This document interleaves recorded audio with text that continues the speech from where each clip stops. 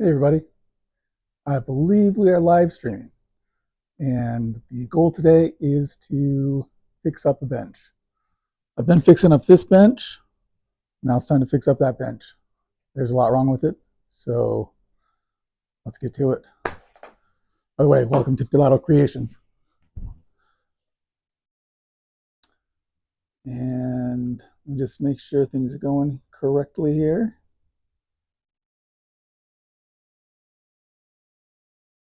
And all right, I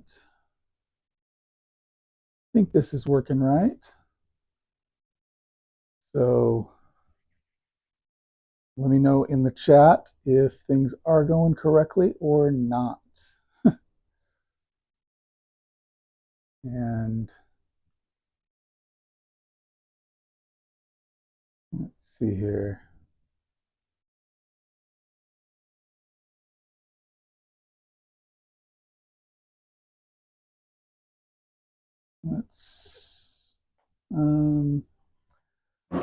My technology today is a little different than usual, so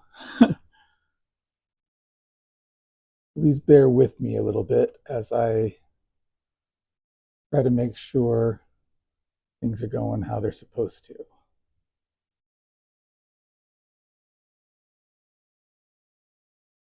And let's see.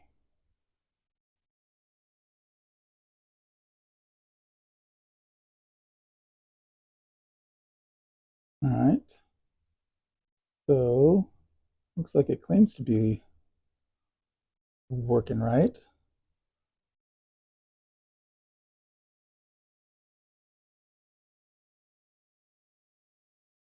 We've got the biggest selection of metalworking machines around, from machining and fabrication to sandblasting and welding. Shop direct for the best prices and fast delivery. And right now, our summer sale is in full. We'll see how we can do here. All right. Oh, hey, we got some chat going on. Nice. All right, so we got Whitman Monkey. We've got the biggest selection of metalworking machines around, from machining and fabrication to sandblasting and welding. Shop direct for the best prices and fast delivery. And right now, our summer sale is in full. We'll see how Linda's doing pretty well. She is here upstairs watching a show. Oh, hey, we got some chat going on. Nice. Probably about the Royals.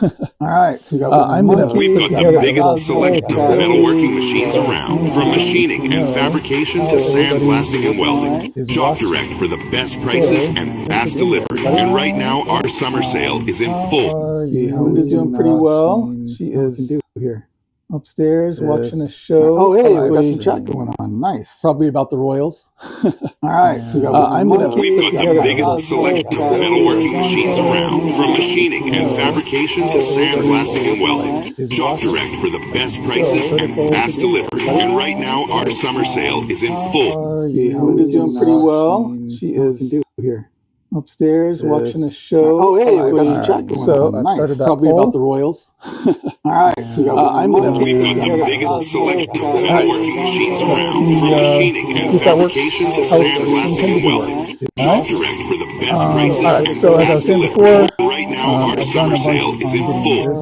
Linda's doing pretty well. She is here. This bench upstairs watching the show. Oh, hey, we got some chat going on. Not perfect, but it's probably about the Royals than it was before. All right, so we got We've got the biggest selection of I need this guy. I need both of these over a year ago.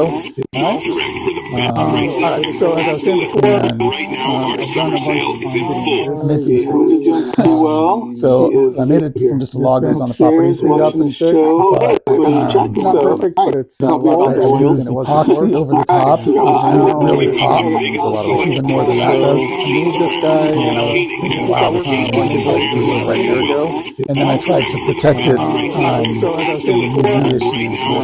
another layer of polyurethane. It's epoxy. But as you might be able to tell, just a log that was on the property. This guy is not weather. It's epoxy over the top.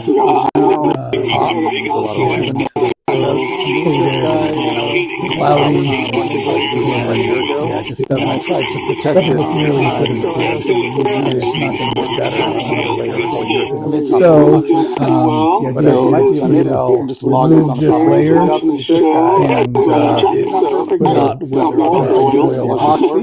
Penetrating oil doesn't make epoxy as well as epoxy did, but it's better than cloudy.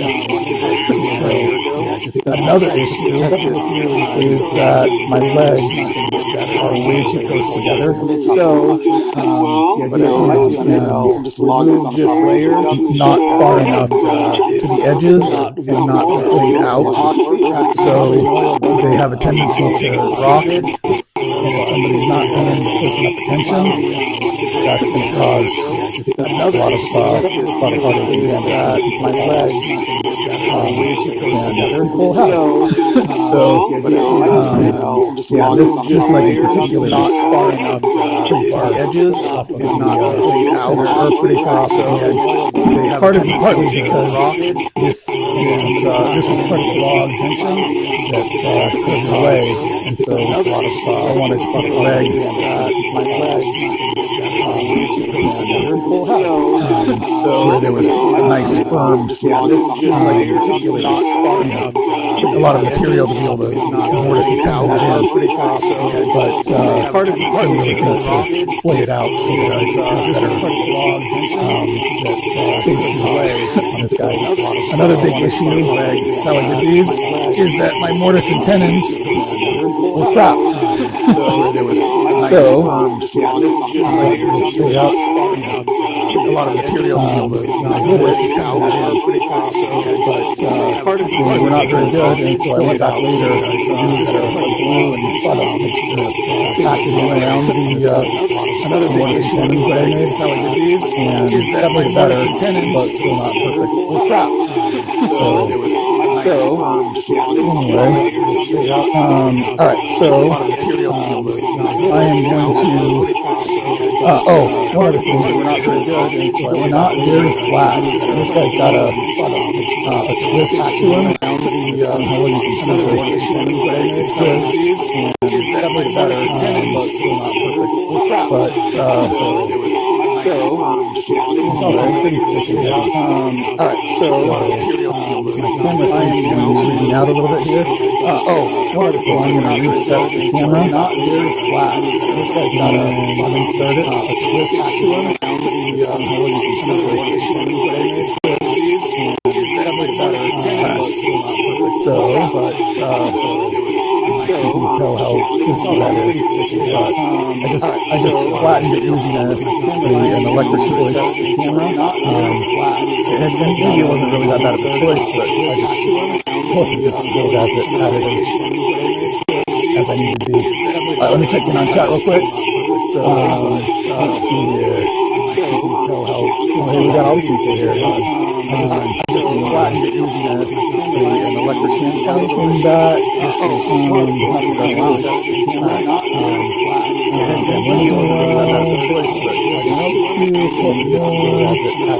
Hey, Blankstone, Suzanne, thanks for being here. Let me check in on chat real quick.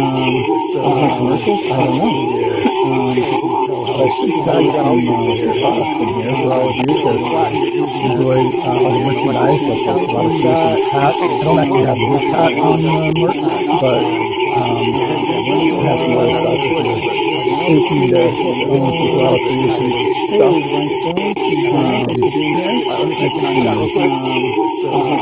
Michael, you're hearing something else? What are you hearing here? Sounds like commercials over there. Merchandise. I wonder if close out some of this other stuff here. Are you still hearing other stuff? Michael, no. You're hearing something else because what are you hearing? I'm trying some different technology Build a today. website you love with Wix. It doesn't seem to be working exactly how I'm For intending. your words, So create your brand, yeah, your sounds like three opportunity, commercials over it. your breakthrough. On with the sounds, the other stuff. Wix. Idea. You're hearing Build a website you love Let's see. with Wix. Doesn't seem to be working exactly how I For your the camera's words, indicating that it's doing fine. create your brand, your sounds like the opportunity, commercials over it. your breakthrough. Working on with the sounds, the other stuff. Let's see. Wix. Idea.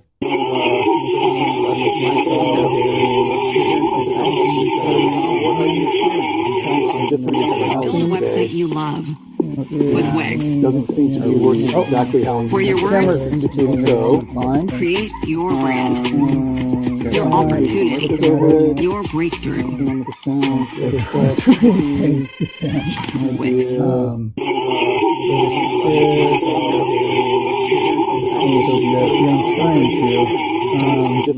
Build a website you love with Wix. Doesn't seem to be working exactly how For your words, indicating that it's fine. create your brand, your opportunity, your breakthrough. Wix. Let me try this. I'm going to try this. Let me see if this helps. Can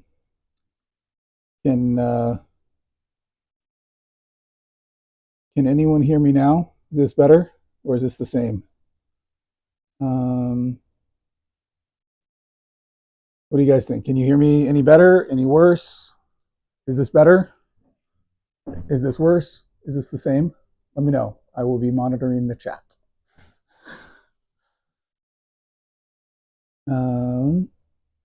Silence? That's better. Okay, good. All right. So I think what I determined is that I can't have the actual YouTube live playing in the background, monitoring that. So I'm going to keep that off. Good to know. So hopefully you can actually hear me better now. Let me give you a quick run through of what I was trying to say earlier. But before I do that, let me just make sure that things are still working properly, and we'll go from there. Audio got stolen by a demon, screen sharing, messed up radio while driving 1,000 miles per hour in a tunnel. Yeah, it could be. You're quiet, but demons are gone. Okay. So can you still hear, you can still hear me though? Is my microphone working? You can still hear me? Oh. Check, check, check, check. All right, we'll get this figured out at some point. Okay, I'm quiet, but we got you. All right, so quiet as in my voice is not particularly loud, or quiet as in you can't hear me at all? What do you guys think? Can you hear me at all? Or am I just silent? I can still hear you. Okay. Is my volume at an appropriate level?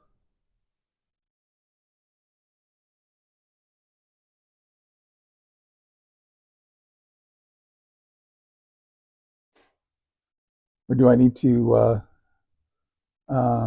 okay, volume is a little low. All right, let me see if I can adjust that.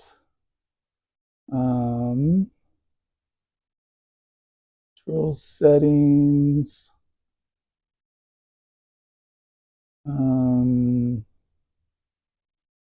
Audio. Let's see if advanced.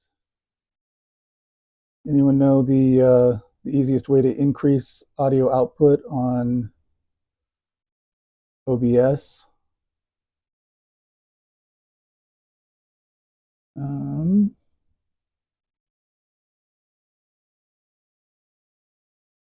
Output. I think I might need to change my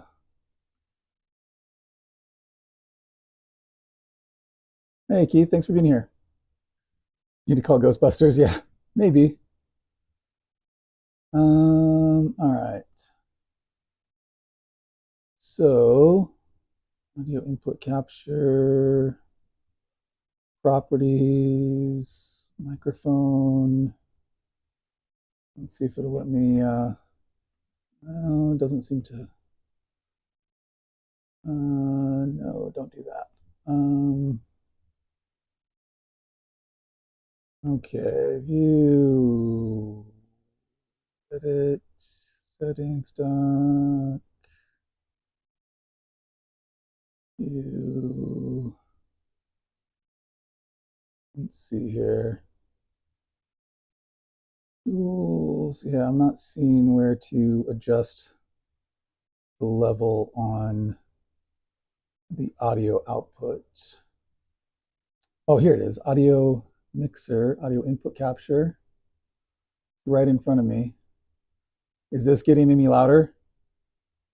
Is that getting super loud? What do you guys, can you hear me better now? Is that better? Worse? What do you think?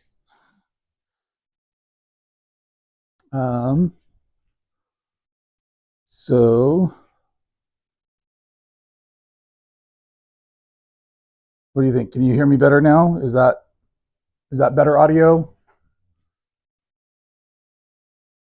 I'm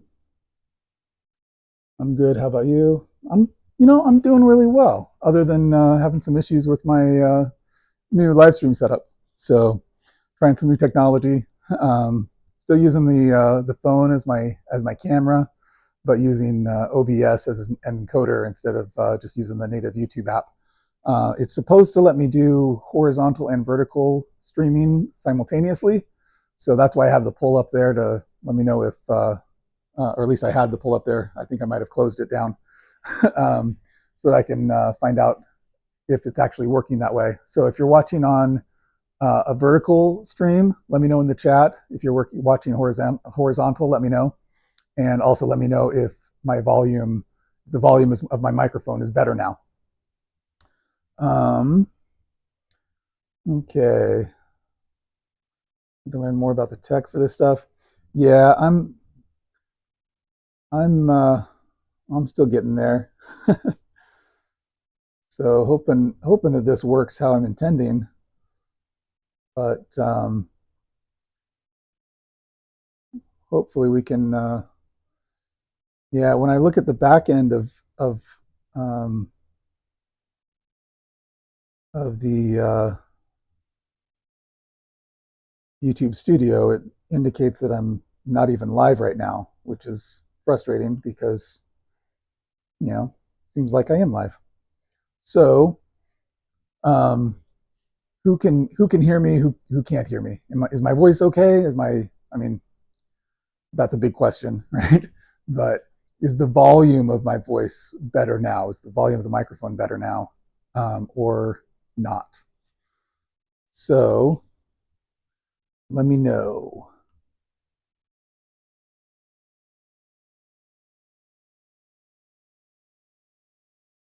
And all right. In. Okay. And of course I closed something I didn't want to close. All right.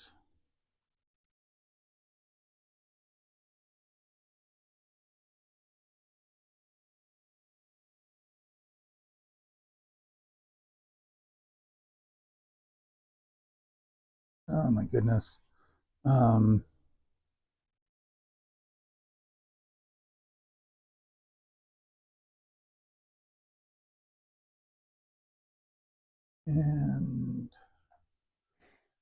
all right, now it wants me to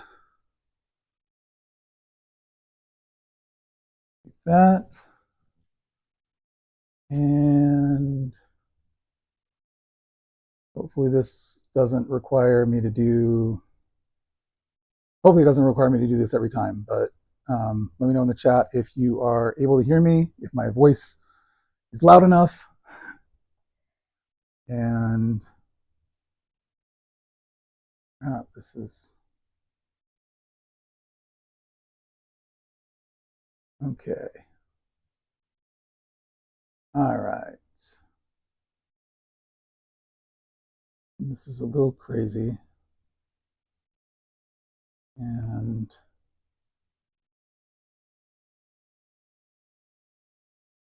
all right. Let's try the studio again. Right now I'm unable to see the chat because it's being mean to me. But we will get to where we need to be eventually. Thanks for everyone who's sticking with me here.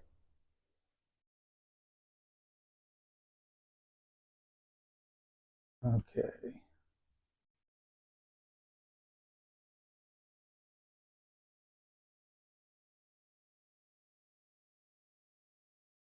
And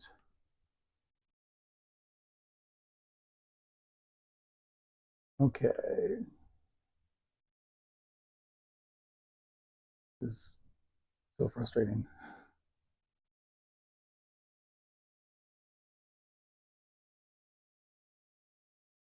There we go.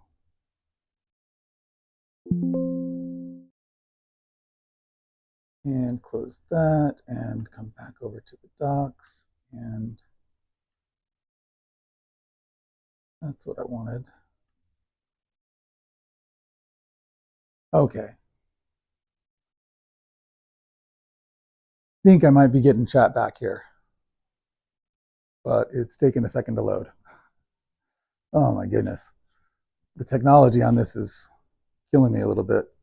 So sorry that this is not as smooth as I anticipated. I did some testing late last night and thought this was going to go a lot better than it is.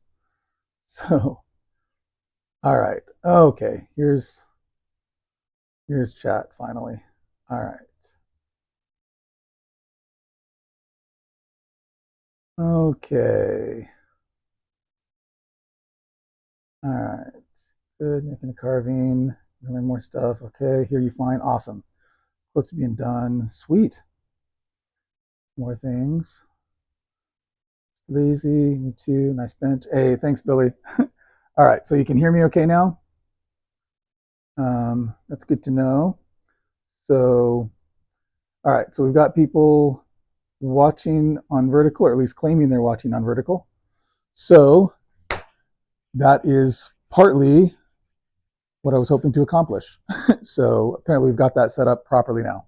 So this bench I want to make look more like this one. So I made these. let me come back to the spiel that I tried to say earlier. So I made 4 benches out of a log that was, just left on our property when we first moved in over. It's been over 3 years since we moved in, but I made these benches over a year ago, probably a year and a half or so. And I just cut the log into 4 slabs, used an electric hand planer to flatten the surfaces. I didn't worry about flattening the underside so much, so it's somewhat flat, but not really that much. And then I used just some firewood from the firewood pile for the legs on these 2. And really for the other 2 as well, but I used a different style of firewood for the other ones. And then I finished it with epoxy over the top, which really made the grain pop out. And I was like, oh, this is amazing. It looks great. And then I put polyurethane over the top to try and protect the epoxy from the UV issues, since they're going to be out in the weather all the time. But it didn't work nearly as well as I'd hoped. So this guy, you can see, maybe, depending. Let's see how well you can see. Has a lot of weathering. It's a little bit dirty, right? But it's also just cloudy, and it's cracking. I don't know if how well you can see the cracking going on here. And then up in here as well. And, it's just doesn't look great. And it's not ever going to look any better the way it is. So on this other one, I removed that top layer and smoothed it out and everything, and put down a penetrating oil finish, which looks obviously way better than this does. Other issues with this guy, the legs. So I've got the legs way too close together, and they're not splayed out. So this can rock a bit and rock right over, and that's not particularly safe for people. So I need to fix that issue as well. And probably other problems with it too that I'm not remembering at the moment. So I'm going to try to fix those issues, at least somewhat today. All right. So I think my first thing is going to be to remove these legs entirely. So let's get going.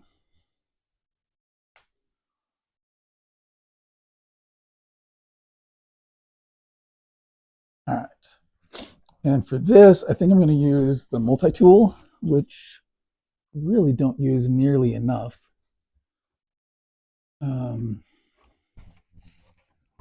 Let's see. Or I guess I could use the reciprocating saw. You know what? That's probably a better option. So let me do that. That might give me a better finish. All right. So let me see which blade is going to be the best to use. I'll go with that guy.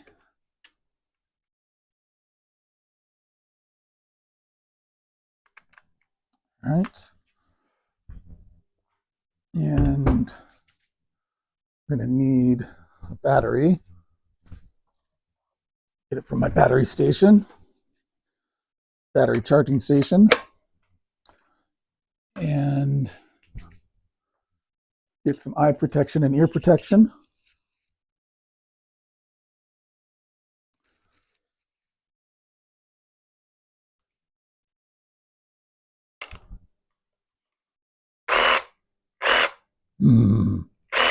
Power. I like it. I'm a big fan of power.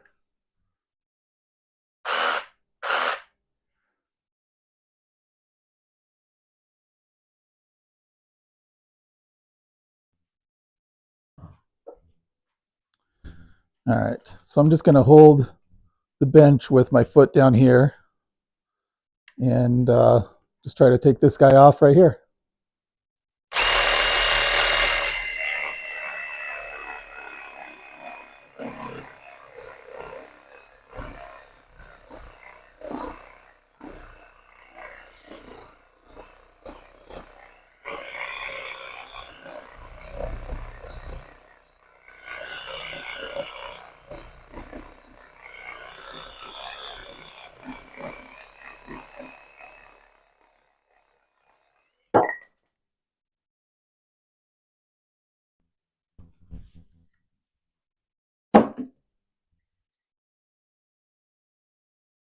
Pretty smooth cut.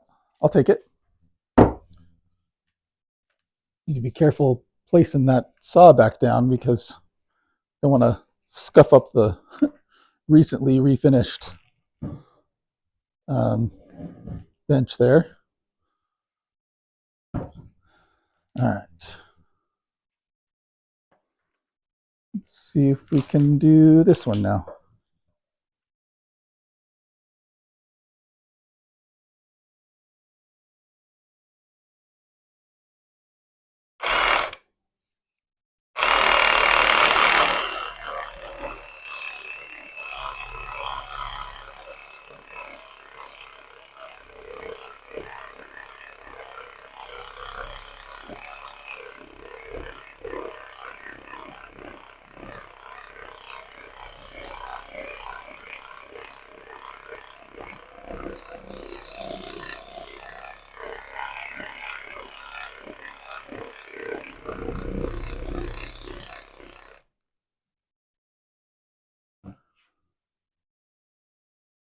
Can you see that okay?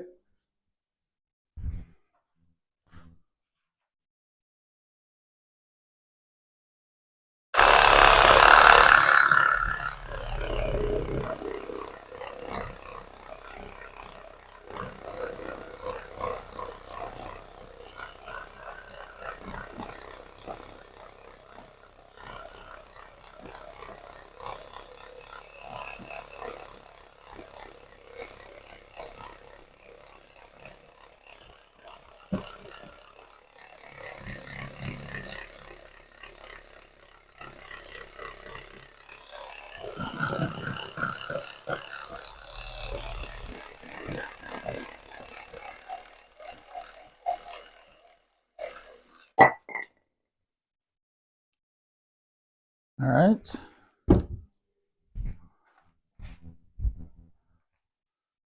There's that one. Not too terrible.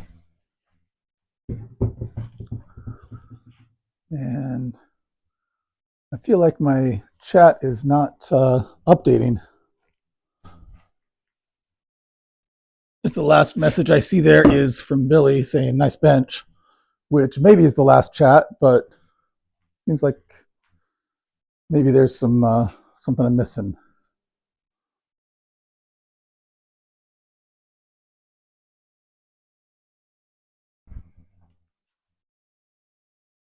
So,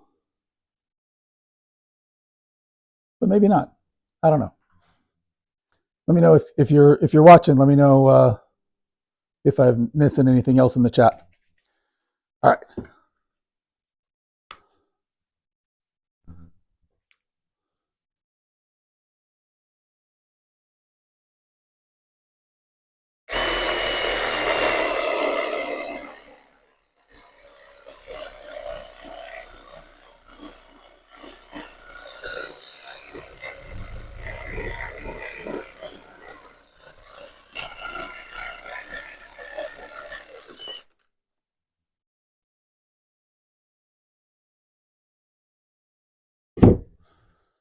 All right, and just one remaining.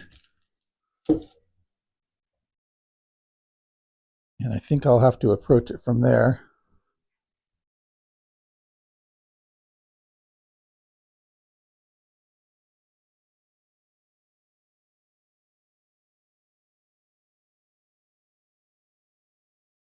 Let's see.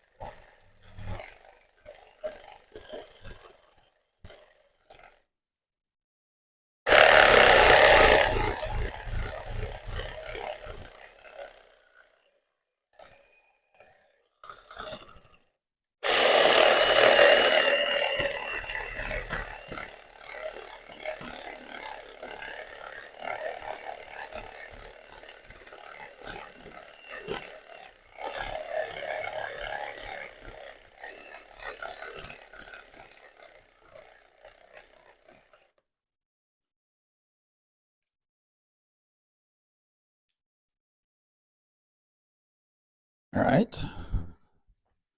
Maybe that's how I should have done all of them. Because that way I didn't have any weight hanging down. That seems like I was able to get the closest to the board there. So here's the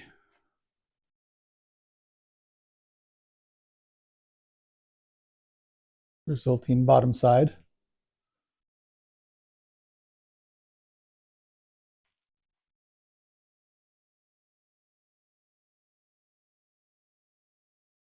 All right.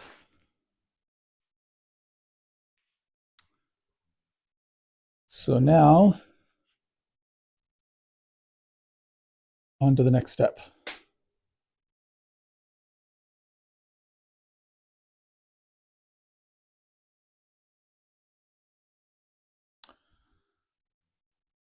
And my next step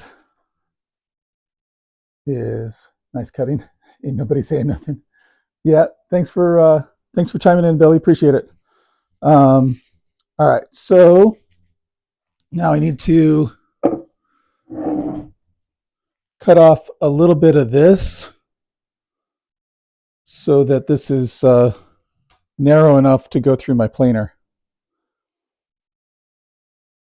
Thinking maybe I shouldn't try putting it through the planer because it's so freaking heavy, but I also don't want to have to use the router sled for it like I did on this guy because it takes so much longer and I'm impatient. So I think I'm gonna pick this guy up off of the ground a little bit with putting something under it and probably just using a circular saw to carve off some of this stuff. So let me lean it over here for now. Ugh. And find something to set it on. Let's see, what's going to be a good stand for it? I could just use this guy.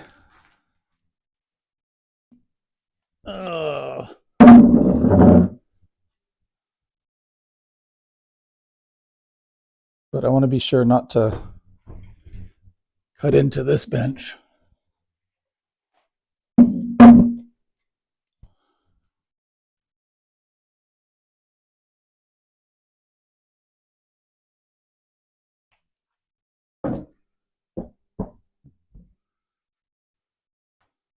Okay, so I think I've got 12.5 inches of capacity on the planer. So if I just use this as a guide,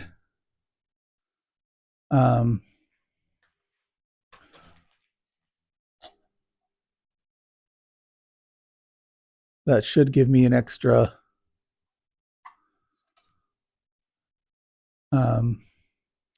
all right, so I've got this that's cracked, and I might want to just take this all off here,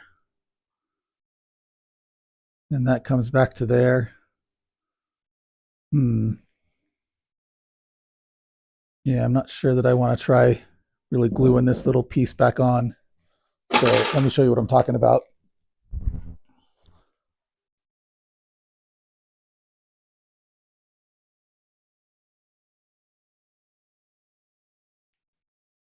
There's this little piece right here that's cracked. You can see the crack there. And it's also pretty thin. It's just this little material here. So I'm not sure that I want to try to glue that back on because it probably isn't going to stay there forever anyway. So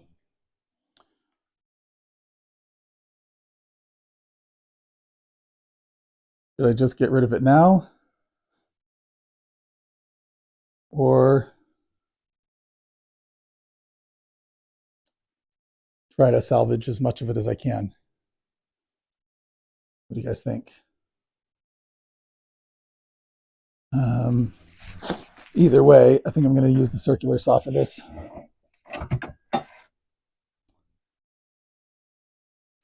And I'll even try to use some dust collection.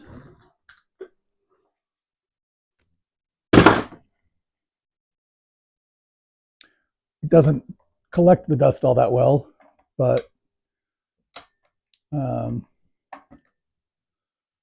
right, let me see. All right, so my mark is right there. I'm going to try to mark that out better, a little bit more visibly.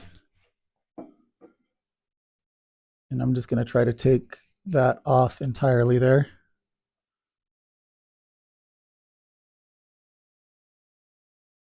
And then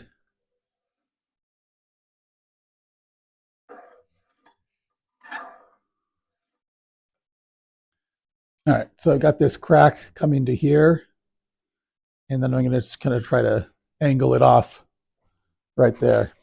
And I'm just going to go as deep as the blade will allow. So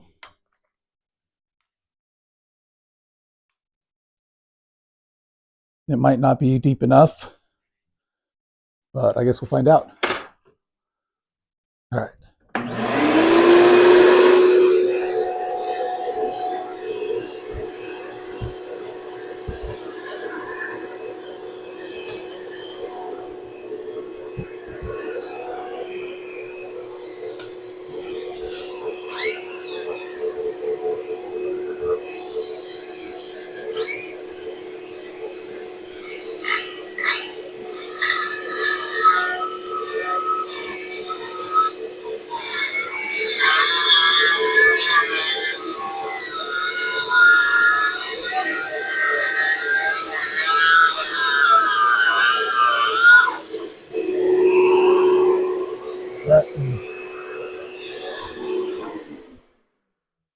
That is not as deep as the blade will allow. That's hardly deep at all. There we go.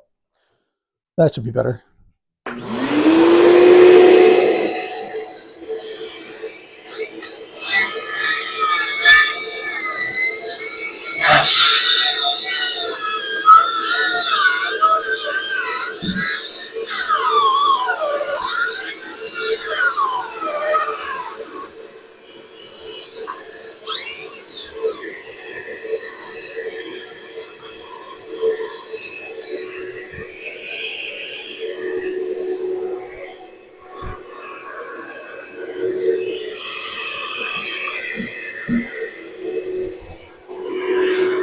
I'm going to try coming from the other side.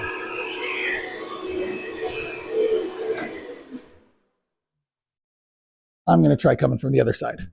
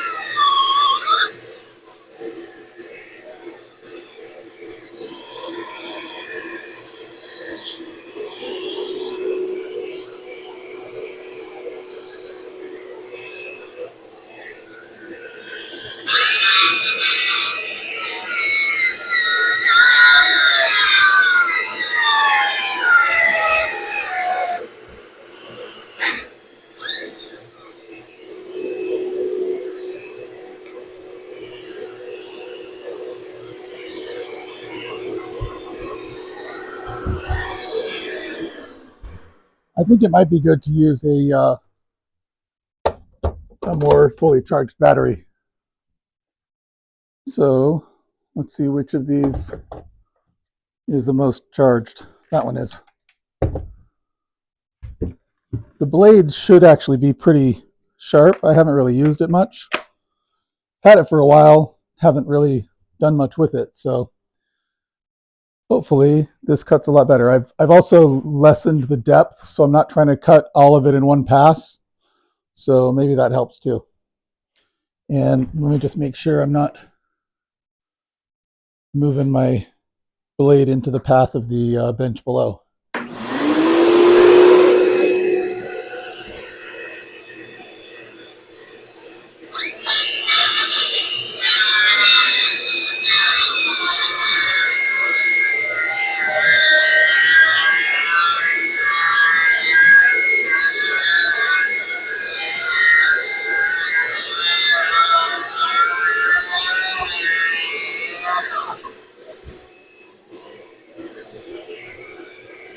That's going better.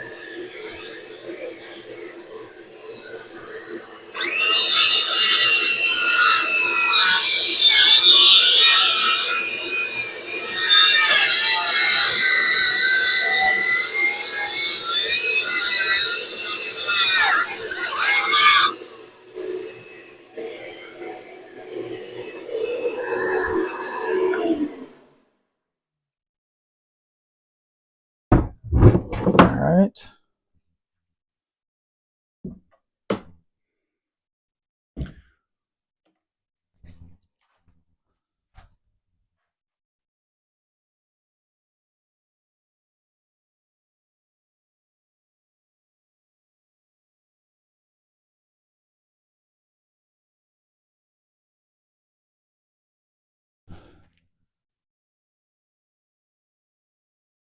All right, and we get the chisel I don't care too much about.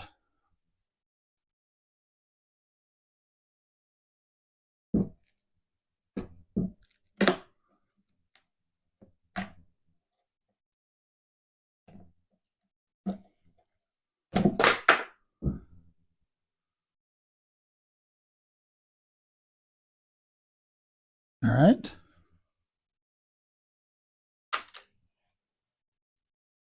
And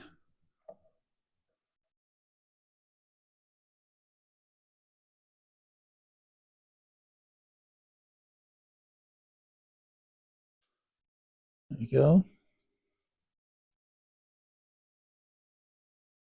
Okay.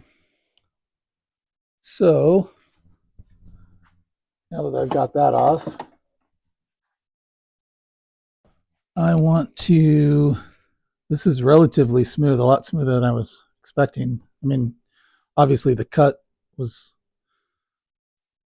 with the blade should be pretty smooth, but all right, I think I'm going to use angle grinder with a flap disc here. Well, you know what? I think I can just use my random orbital sander. I think that'll clean it up okay.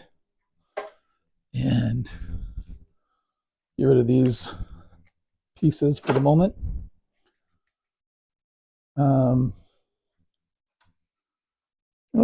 let's see, got some other scraps over here that fell by the wayside earlier. So let me vacuum up some of my mess.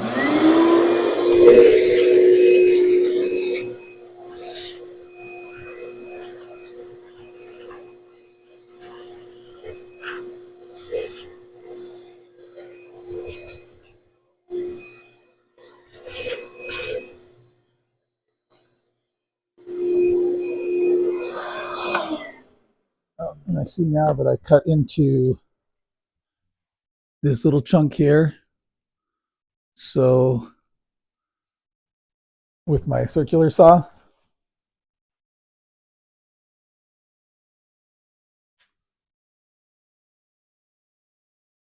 right in here. So I think I want to try to take off some of that chunk too. Although it looks like it might be a bit of a knot, so that might be not that fun or easy.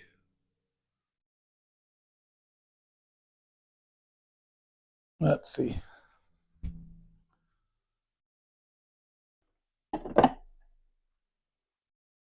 And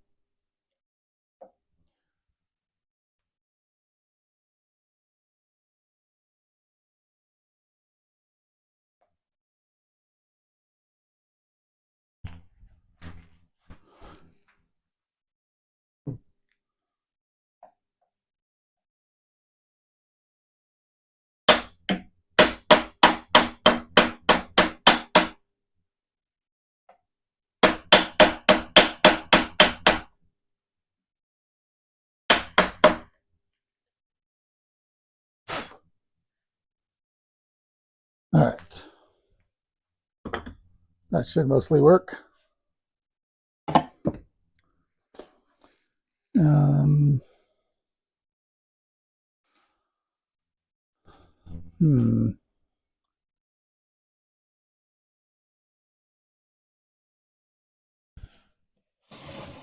I have a sudden impulse to use the angle grinder flap disc anyway. So let's do it.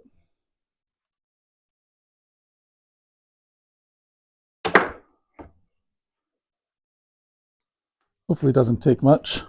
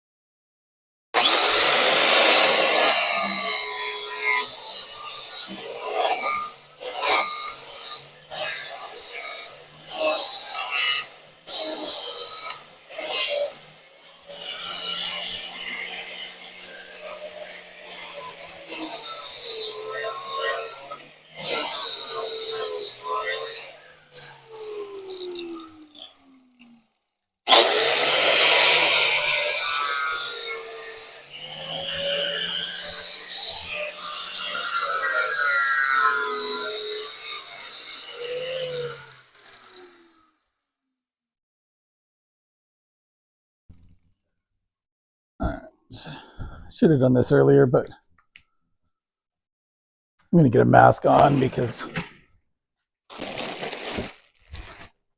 I was thinking it would be really quick and not that big of a deal, but it's taking a bit longer. So, and this particulate is going to be in the air for probably the rest of my time out here. So,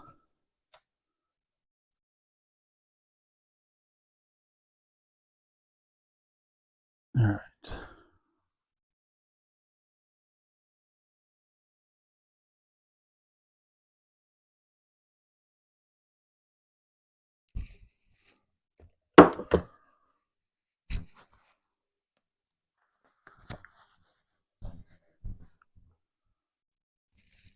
And of course, this mask is fogging up my glasses, so that's great. All right.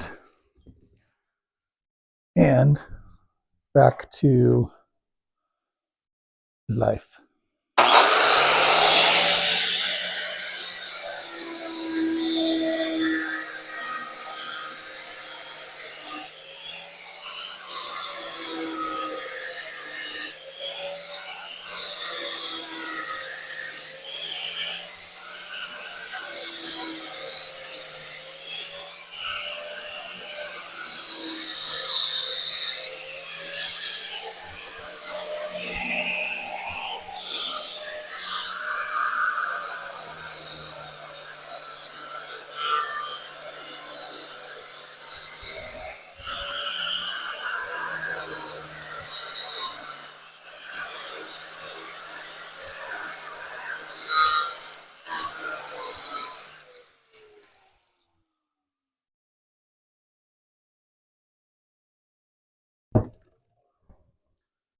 I'm trying to round over my edge a little bit here so that it's not sharp for anyone who might be sitting there.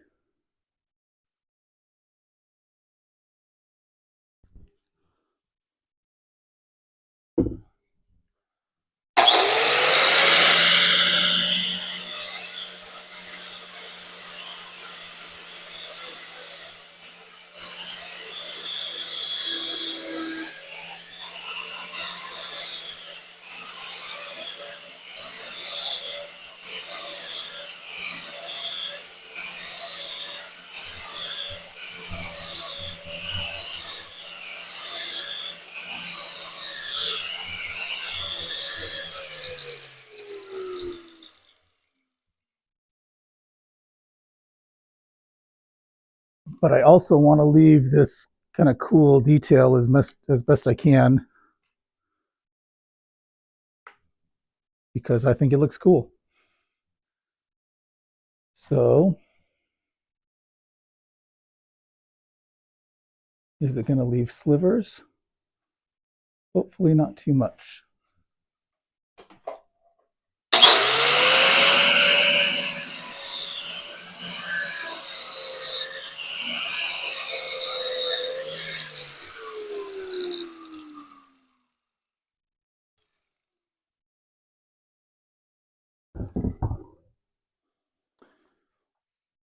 All right.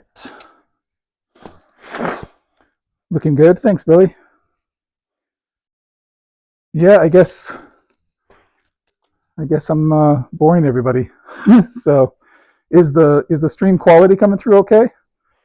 Can you hear me? Can you hear me okay? Can you see me okay? The video quality all right?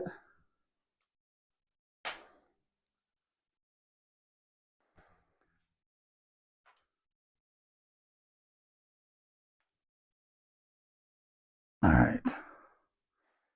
I think it's ready for our next step. After I vacuum up a little here, we'll put my ear protection back on, and I'm leaving my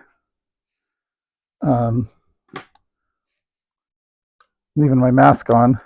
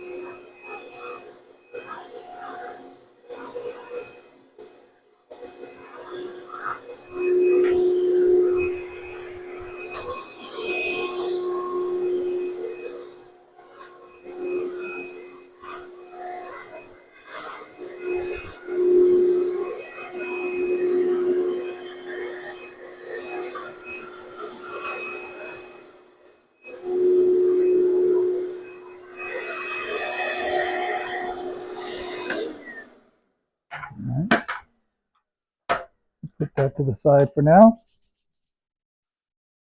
Loud and clear? Yeah. All right, so I want to run this through the planer, but I want it to actually plane. So I'm going to run it through both directions, but the first time through, I'm going to run it with the top on the bottom so that I can get a nice good level side on the underside, and then I will run it through the other direction. So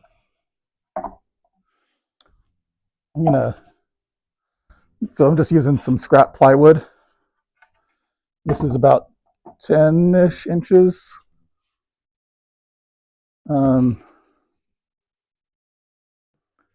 So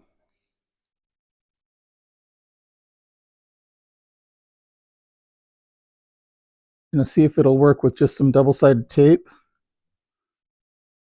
And if not, I'll use a different method. I'm going to have to wedge it as well. Shim it in there.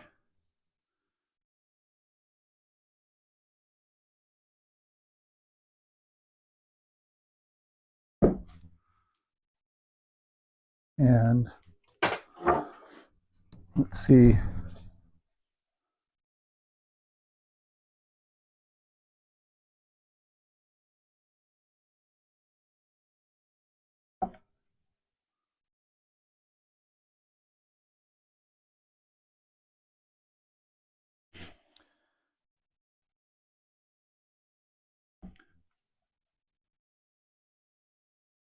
All right, so let me see what shims I can use here.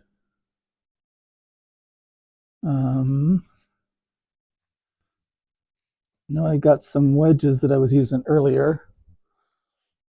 Those might be a little too steep. So let me see if I've got some that'll work for this purpose.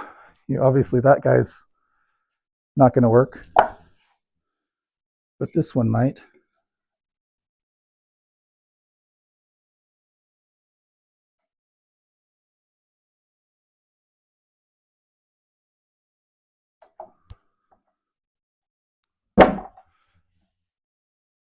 But that's going to make it come off of my double stick tape. So let me just try cutting this guy a little bit.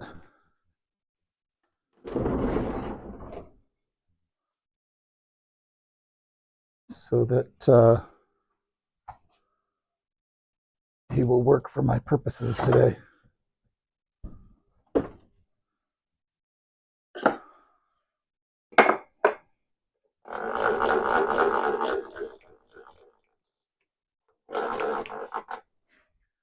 So I'm just over here at the table saw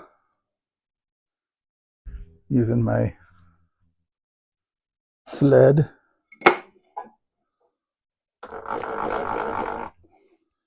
That should be high enough.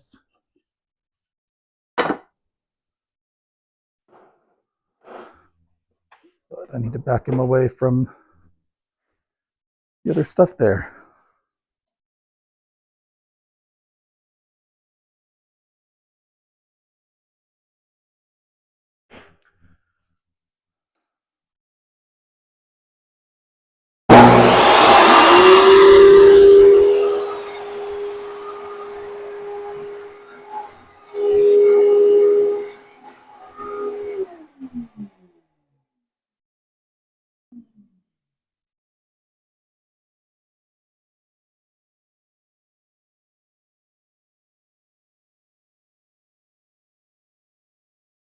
All right. See my gap right here?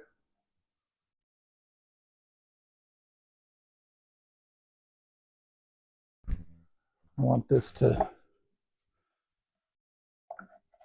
lay flat and stay secured. So I'm going to try putting a little bit of double stick tape on this guy too. I'm guessing it won't work, but not going to stop me from trying.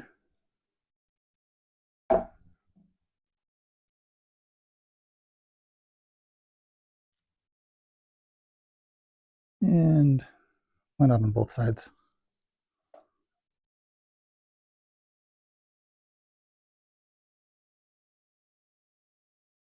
I've seen other people use hot glue for this.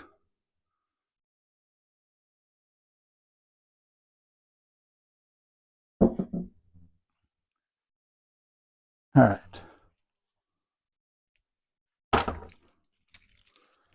And I'll throw away my excess backing here from the double stick tape.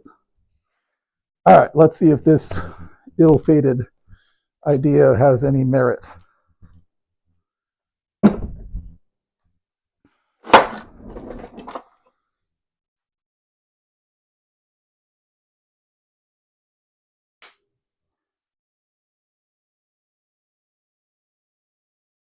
All right.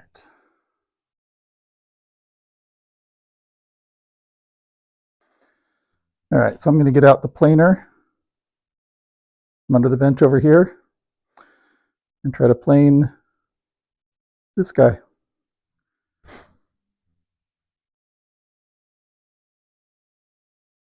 Ugh. Yeah, this guy's heavy.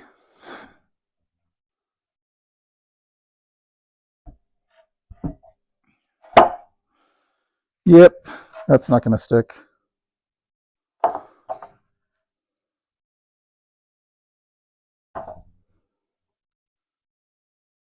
Going to need something else to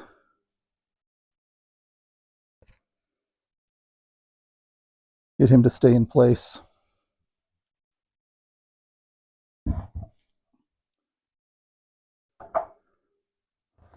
All right, let me just set him there for now. Move this bench out of the way. By the way, this bench, this leg broke off the other day. Yesterday, I think. So I glued it back together and seems to be working okay for now.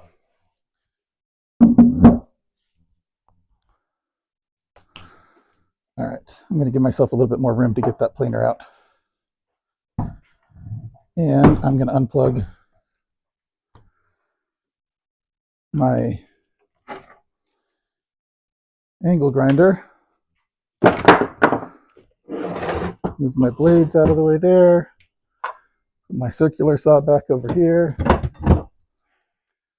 I think I can probably safely put the reciprocating saw away along with all of those blades.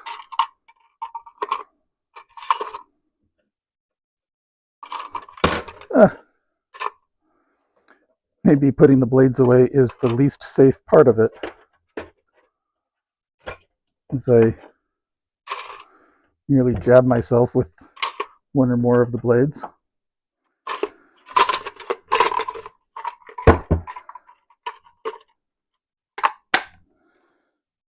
All right. And put the battery over here for now. Put the angle grinder in the bin, ready to put away, just in case it's ready. I think I might still use it later. So, all right, not clear. All right, so let me get out the planer.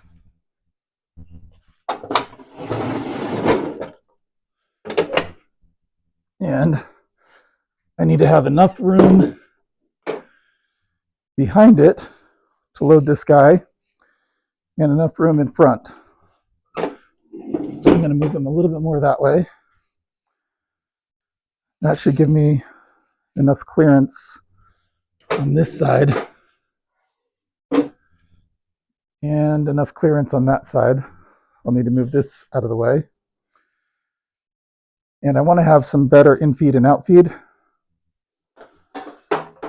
So I'm going to see what I've got that is similar in height to this. Maybe a 2x4 would work.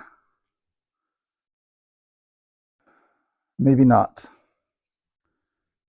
While I'm thinking about that, I'm going to take these off because they compress my head too much. All right. Then I also need to figure out how I'm going to make the this guy stick to the sled so that it'll actually plane properly. So, all right, what do I have that will work for infeed and outfeed? Move this guy out of the way. I might just take this piece apart. This is what I was using for the router system that I used before. So that is not high enough.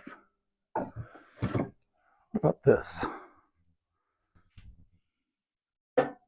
Ooh, that is just about the right height. I like it. So I think that will be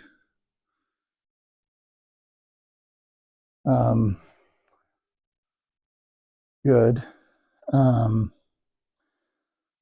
But I don't trust that it's going to stay in place.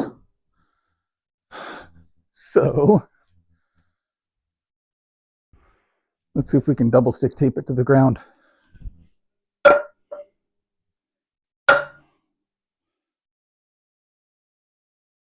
Probably not particularly clean, but whatever.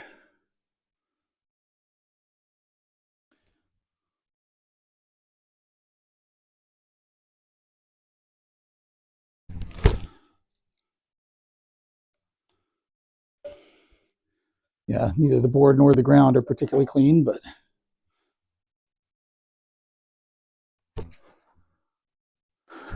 don't need it to stay forever. Just need it to stay in place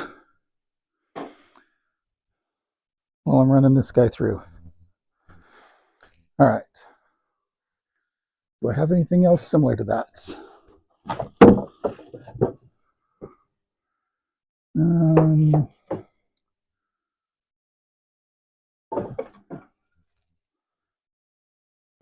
Wonder if two of these together. That's going to be too tall, I think. Yep, too tall. So maybe some plywood would be good.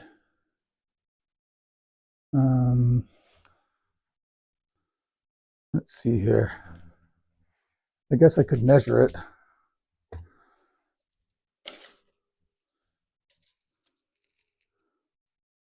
So I need it to be just under 3 inches, it looks like. So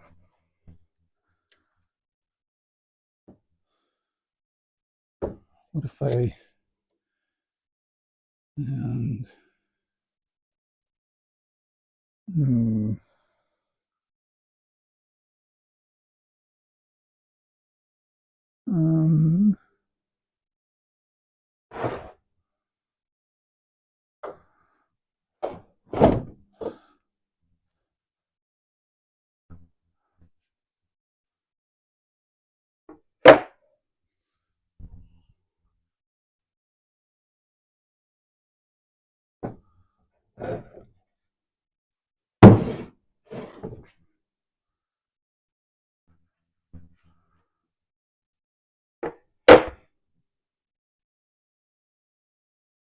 That's close. But also very slidey. So I could double stick those to each other and then to the ground.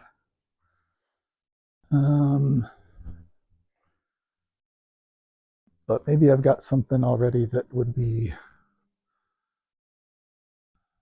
better. Not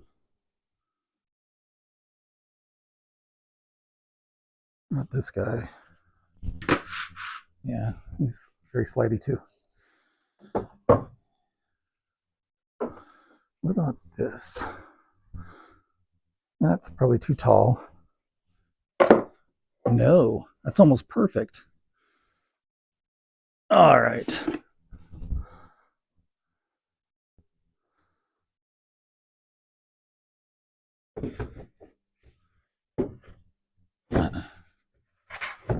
So I'll put these guys away later.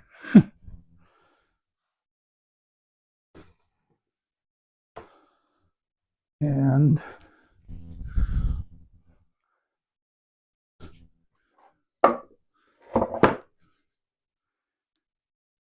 we'll double stick this guy to the ground. This is one instance where I'm kind of glad that I haven't made a cart for my planer yet, because it would be much more difficult to do in-feed and out-feed for something really heavy if the planer were way off the ground.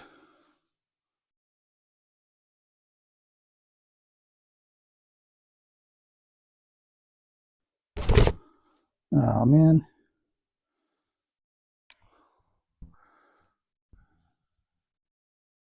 Taking the backing off,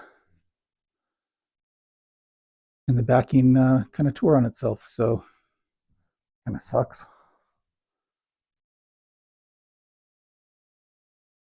I'll just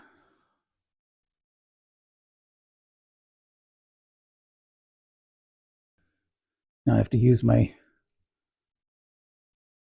non-existent fingernails to kind of get it restarted here.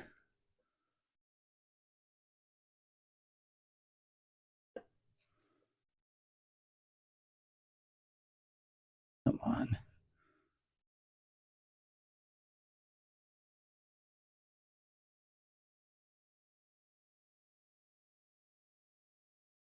Anyone who saw me doing my homemade kiln project knows that I have difficulty getting the backing off of tape.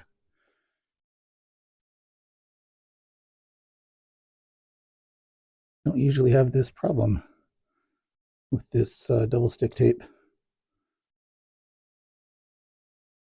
As long as I leave a little bit of a tab,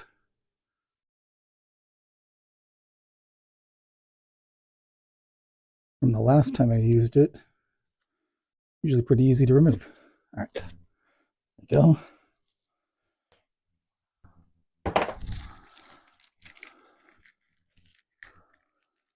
All right.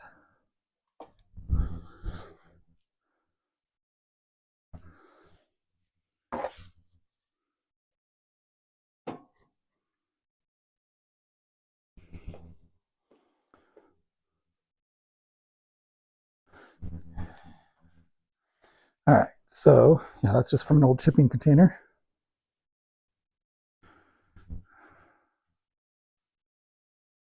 All right, so let's see how this guy does. Well, I still haven't figured out exactly how I'm going to keep this sled on. So my double stick tape idea didn't work very well. So let me put it on here. Yeah, that's almost perfectly the right length. Crazy. Let me just set it on and just see how close we are to Actually, flip this over so that I've got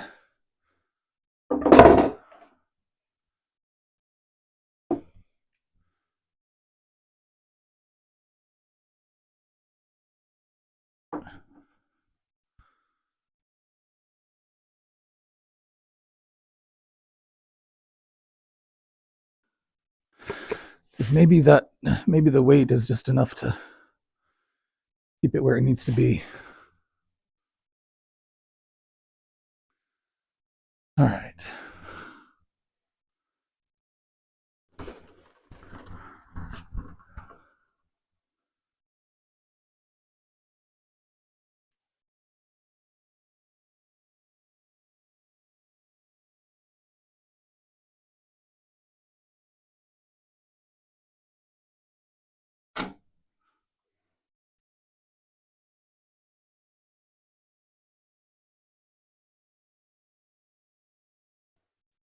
All right.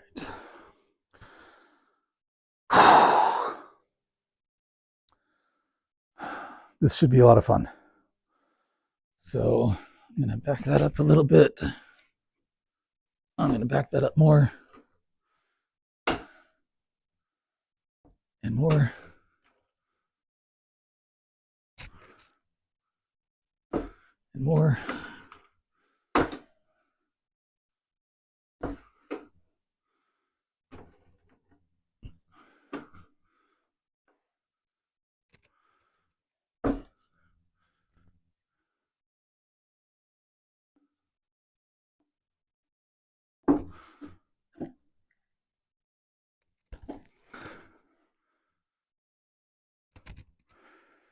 All right. It's not perfectly there, but let's see if I can. I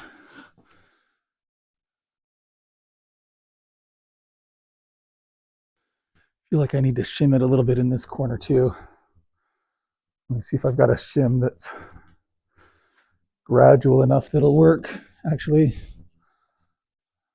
I'm just going to take the tip of this guy.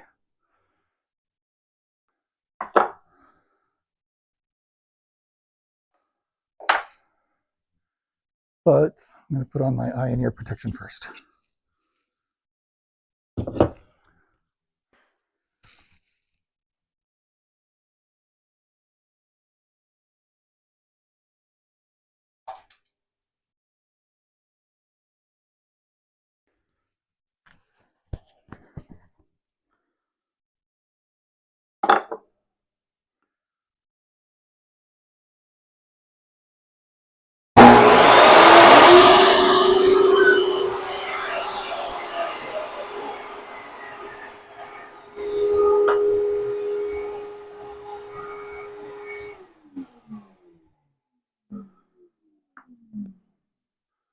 See if that's enough.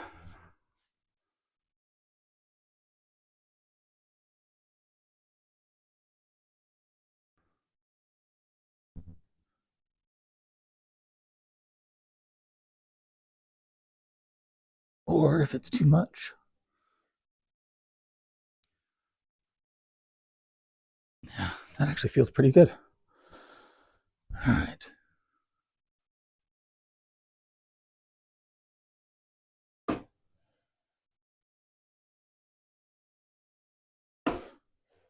All right. All right. Let's see if.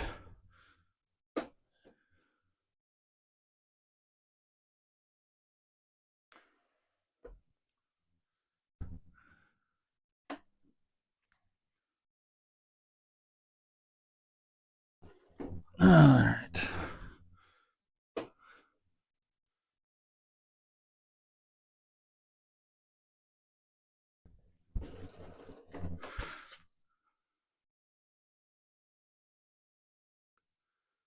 All right, let's try it there and just see. But before I do that, let's hook up the dust extraction so that we don't have a bunch more epoxy and polyurethane getting out into the world.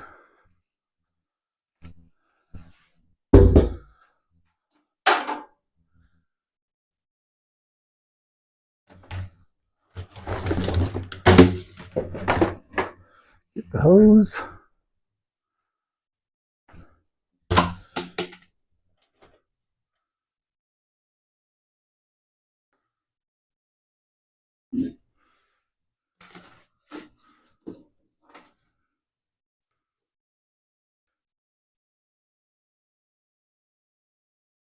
All right.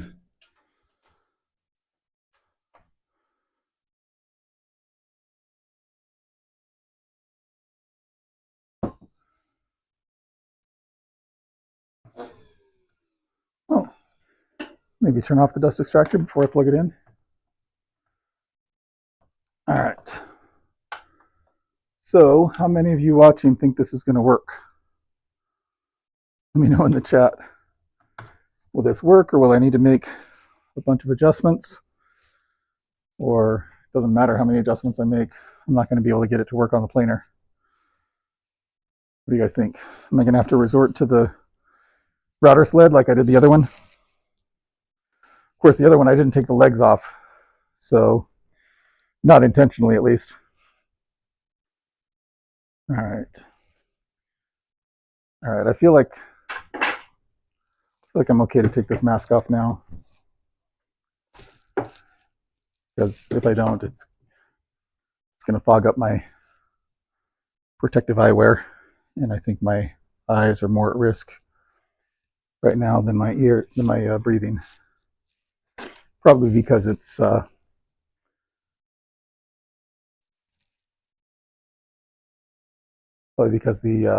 risk from the dust is less visible. Of course, if I don't wear the eye protection, then everything's going to be less visible. All right, here we go.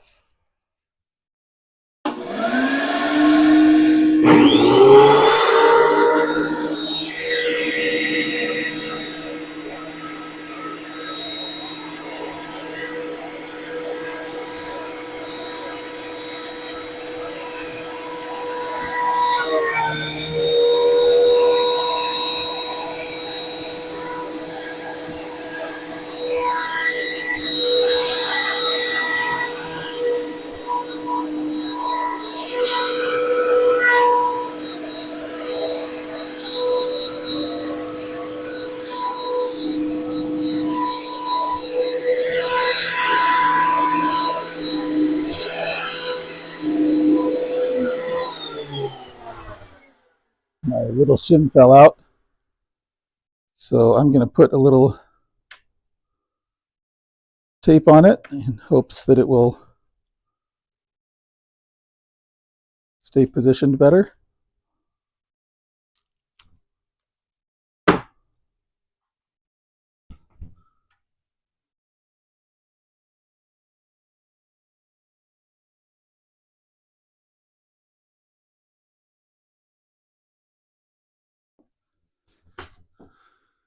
All right.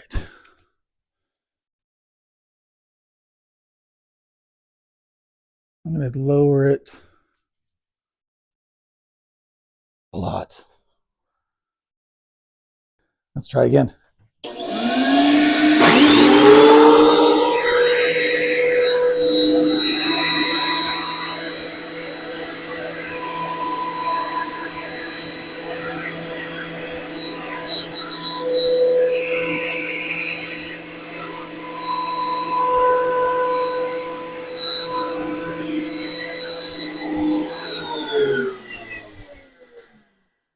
Right. Came right off of my sled there, which is not how I intended.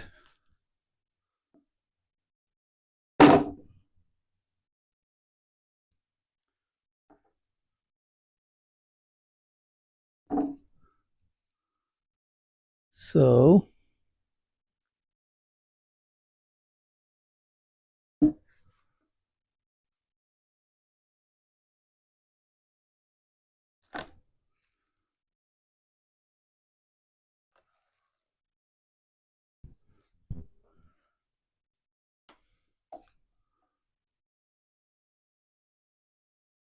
Let's see.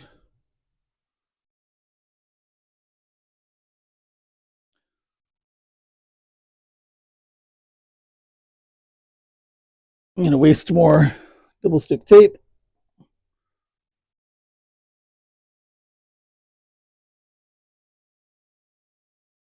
I'm going to be a little bit more careful in taking it off this time.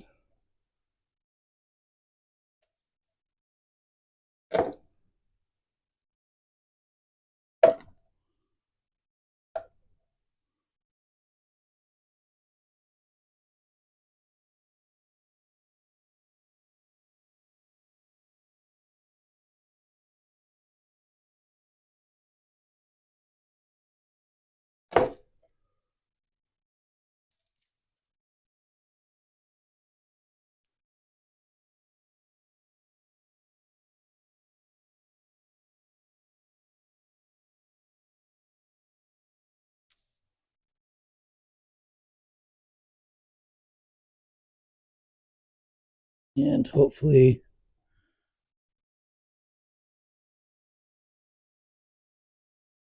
this will help.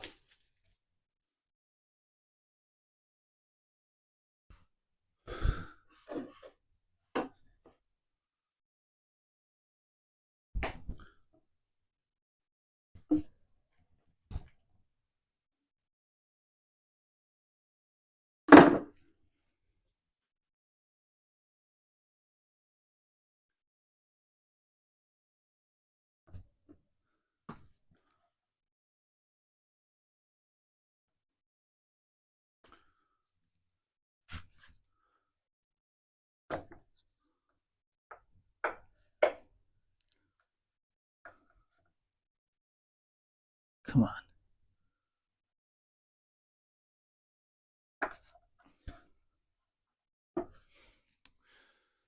All right.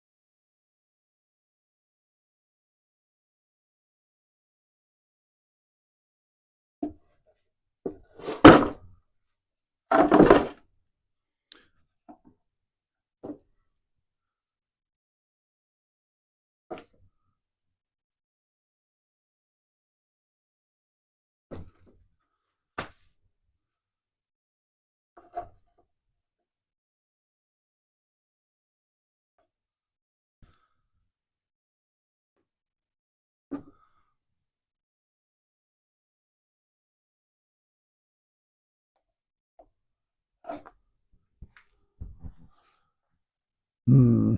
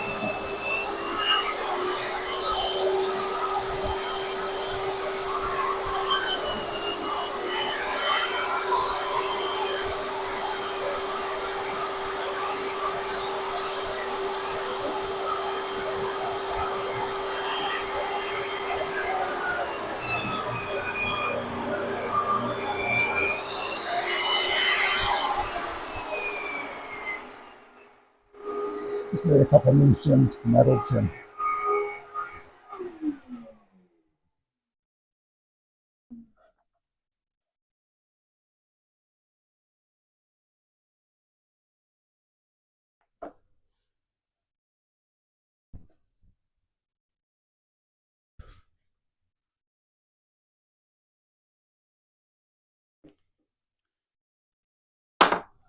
All right, let's see if that does any better. Yeah, I think you were right, Billy. Maybe not. Maybe it won't work. But let's try it anyway.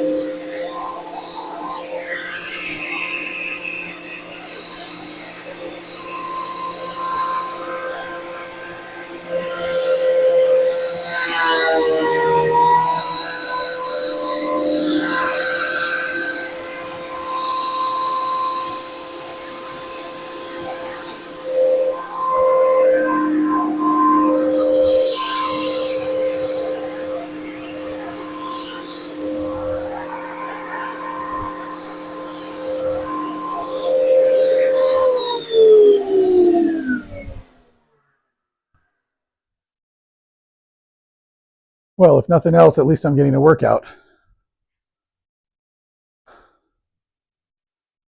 So the only spots that have done anything on the planer are right here, and over here. This spot is quite a bit lower than here or here, the way I have it positioned right now. Hopefully the way I have it positioned now will actually work going forward. But yeah, if nothing else, at least I'm getting my workout today. Didn't get a lot of steps in, but doing some weight training.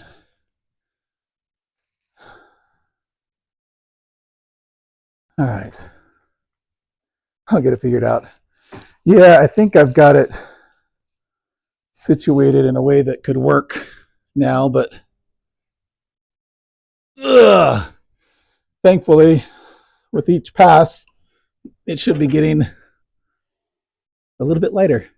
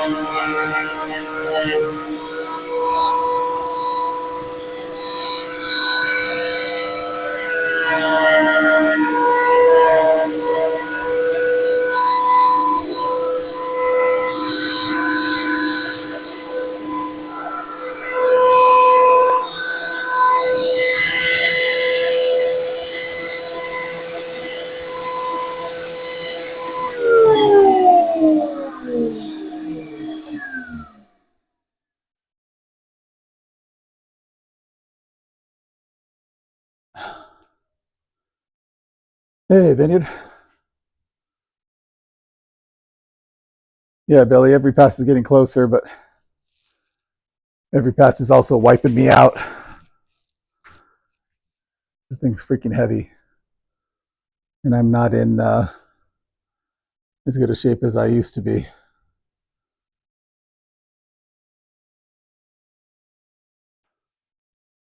And my shims are not staying in place how they're supposed to. But Brian, thanks for joining in. Appreciate seeing you here. And Gillen Woodshop, thanks for being here. Even though it's almost bedtime there. Appreciate it. All right. At the risk of losing my shirt here, I need to take off some layers.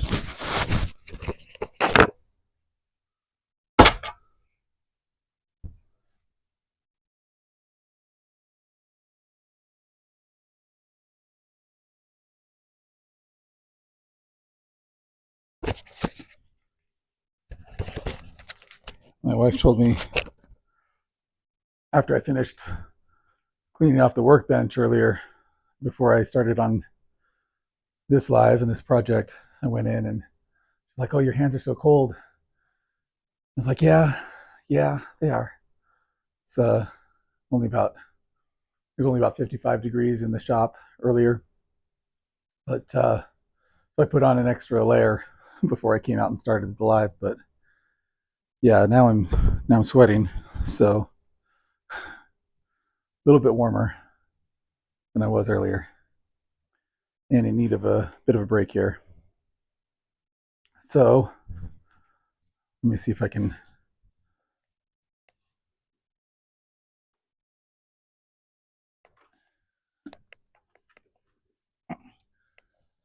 get this to go through.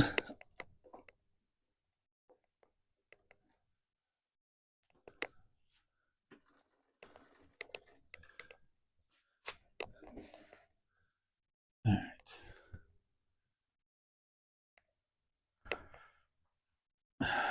And then I think I need to reposition my shims, and it's actually scooted forward on my sled a little too, so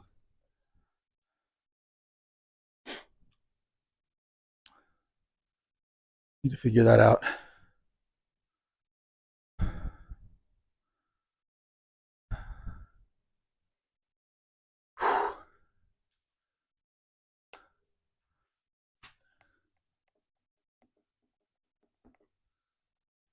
I think one of my shims fell out. Yep. There it is.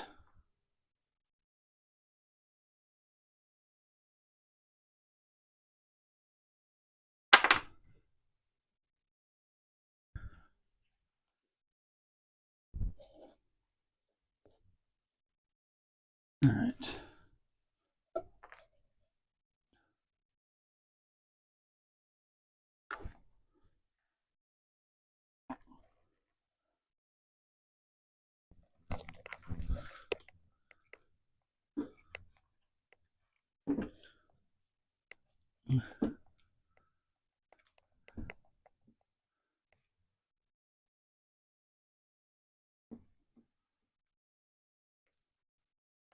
All right. So I'll try to reposition this shim.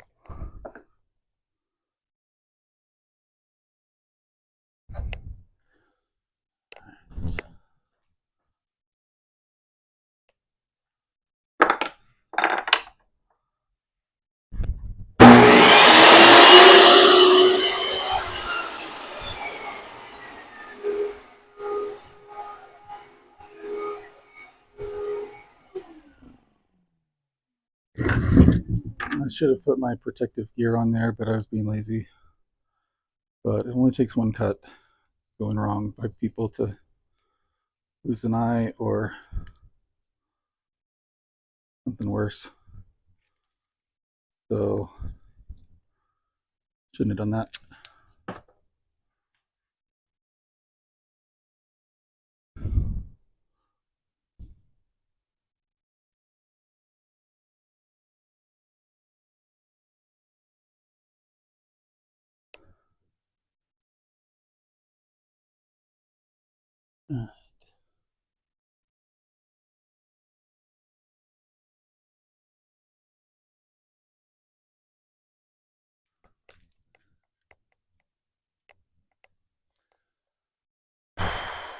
All right, let's see where we're at on.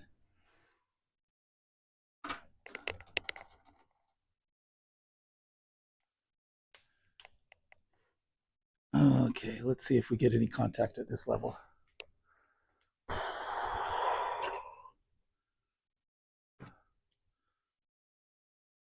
Hopefully this has been enough of a break to sustain me for a bit.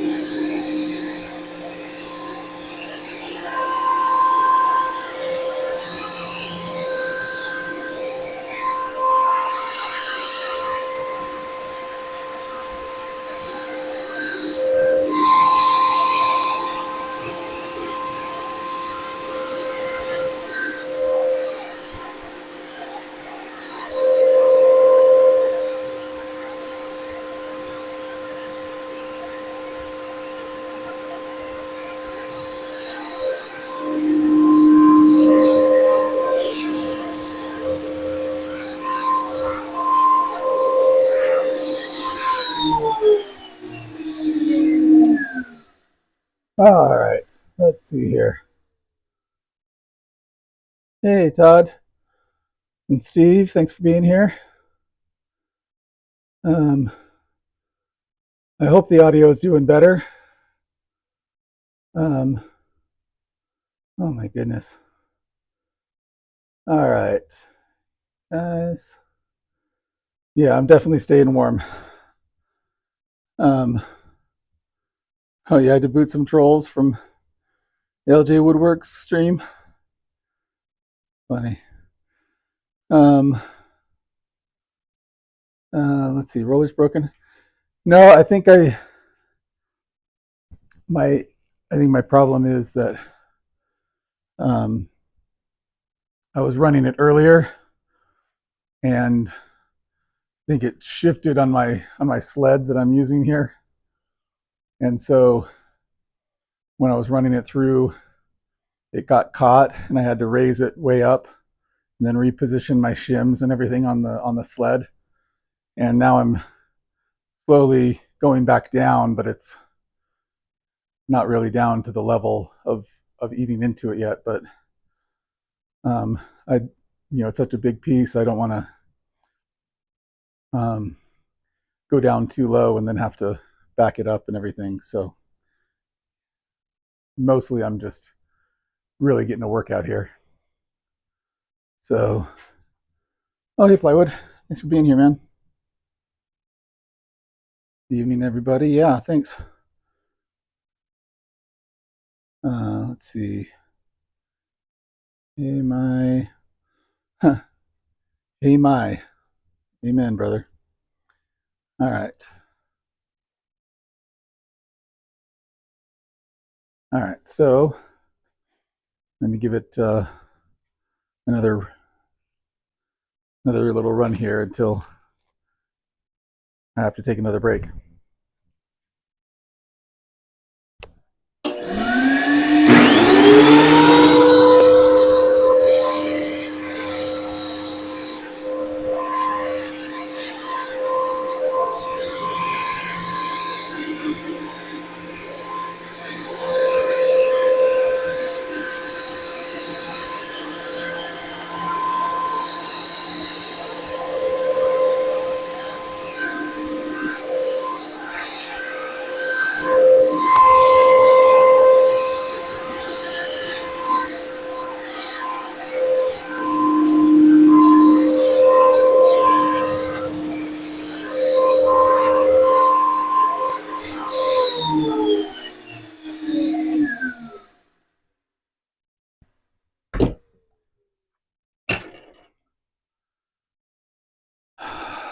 My shims are just not staying in place. My double stick tape is not double sticky enough.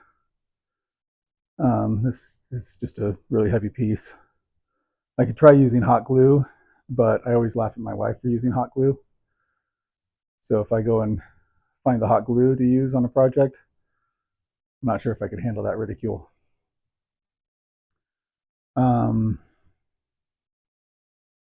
And I don't know that I have enough contact points to really make the wood glue or make the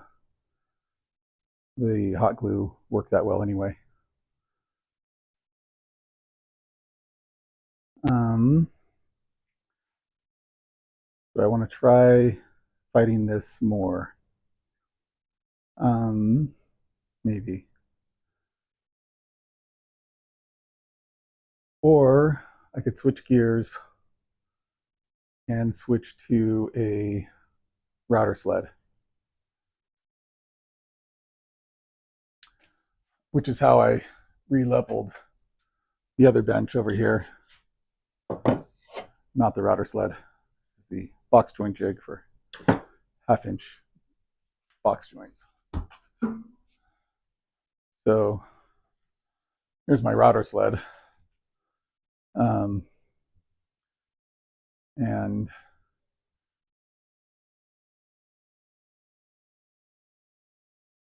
could do that.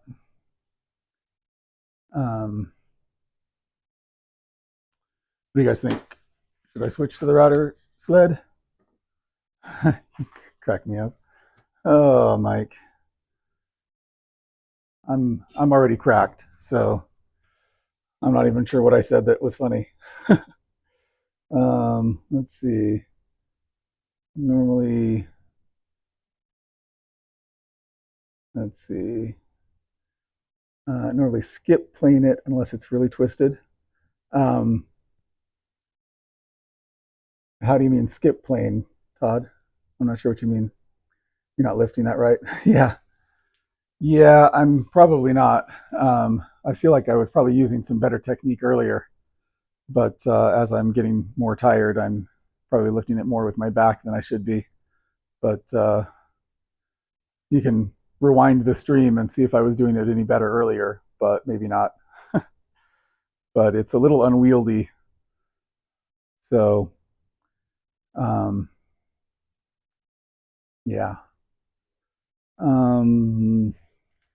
Yeah, what do you mean by skip planing? The ridicule, yeah. Yep.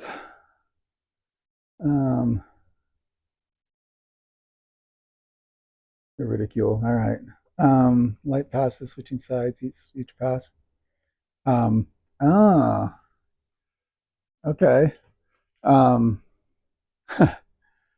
think that would be even more taxing on me because then I'd have to not just lift it from over here, bring it back and run it through, but I have to lift it from over here and then come down, set it down.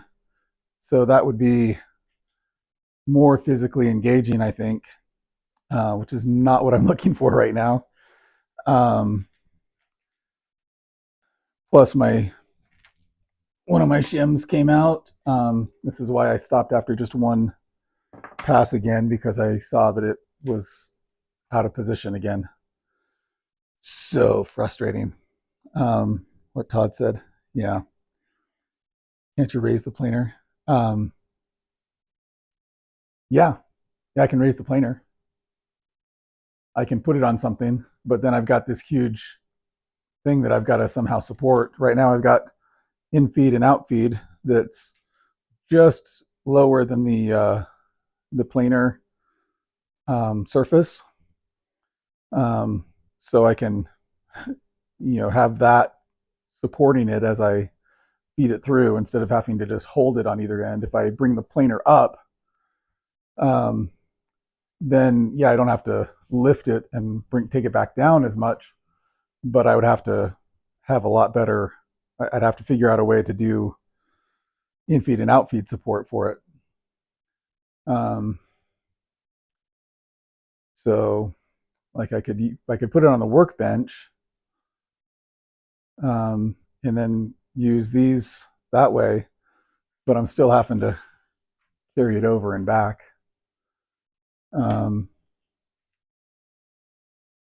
When it comes through, lift one end and flip it over the planer. Yeah, I could do that. If I flip it over the planer, I've got my sled underneath that, so if I'm, yeah, that's, are you saying just skip the sled altogether? Maybe, is that what you're saying? Maybe I've just been completely misunderstanding what you're talking about. I thought you were saying run it through and then turn it and run it through the other side that way. But I guess, are you saying run it through and then flip it over and run it through? So I'm not even using a sled? I hadn't thought of that. No sled. Okay. Well, my sled isn't really working that great anyway.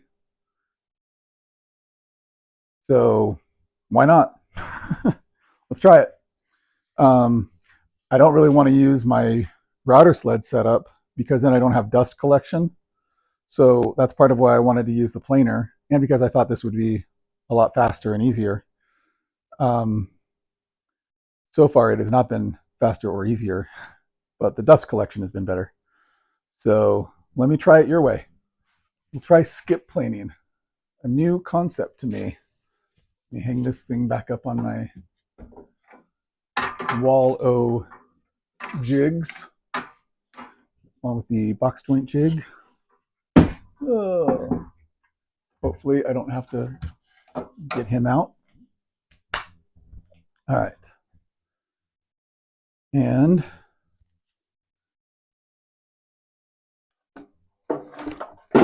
we'll just leave the sled behind.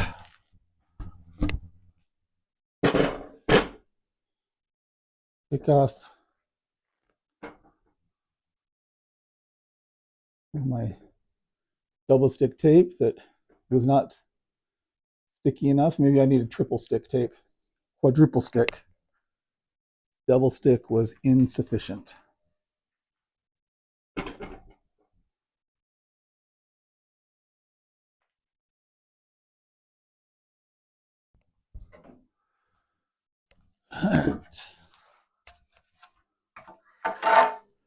And get rid of the sled. All right. Whew, brave new world. Skip planing. All right. Light pass on top, light pass on bottom. Grain is often reversed, top versus bottom, so we flip it. Okay. Let's try it. I'm going to go another pass on the bottom first. I'm going to start with this side because it's a lot taller. So that should give me a little bit better gauge of how far down I need to go.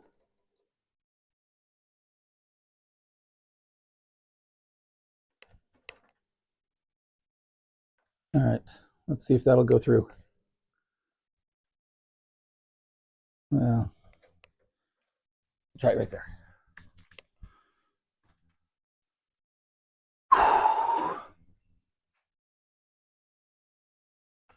And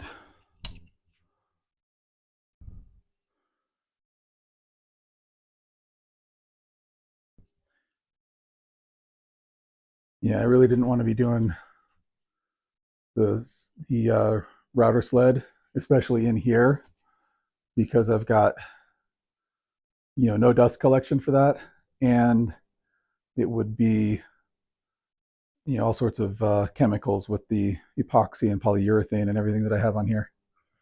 So, all right, let's give it a go.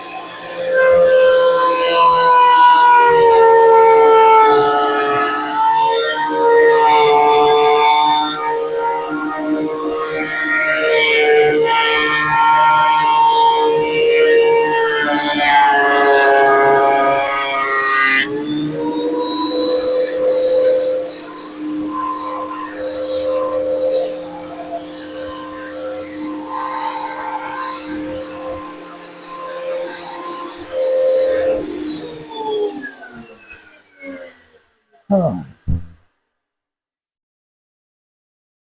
Yeah, router thread would be so messy. I agree. That's why I was hoping to avoid it. How's the snow out there, Steve? Yeah, that's a good question, Steve. How is the snow out there? As far as I know, we have no snow in here. Had about 4 hours shop time today. Good day. Yeah, awesome. I've been in the shop a fair amount today. Early this morning, I was testing out OBS to see how it works. This is my first real run at it, so hopefully the technology is somewhat sorted out. Although we did have some significant issues with audio earlier because I stupidly had a just the regular YouTube running in a browser in the background so that I could see things that were actually visible in other ways. So we got that figured out at least. Uh-oh. Let's see. Never seen a planer act like that. I think my issue is that I'm getting to points that are not, there's no contact with the blade, and so it's not rolling it through. Let's see.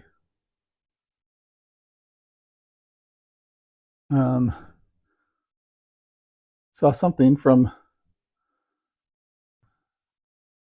someone, but oh, I see. I think it's 10 o'clock, and I'm supposed to be having scriptures and prayer time with the family. So let me take a little break, talk amongst yourselves, and I will be back shortly. So I'll also get some water because I've lost some fluid here today, if you can believe that. Luckily, there's some water in this garage fridge here, so I'm gonna drink that while I make my way up to scripture and prayer time. But yeah, go ahead and tell me in the chat if I'm doing this skip planing properly or if I need to make any changes to it. I'm going to go off microphone here for a bit. I'll be back shortly.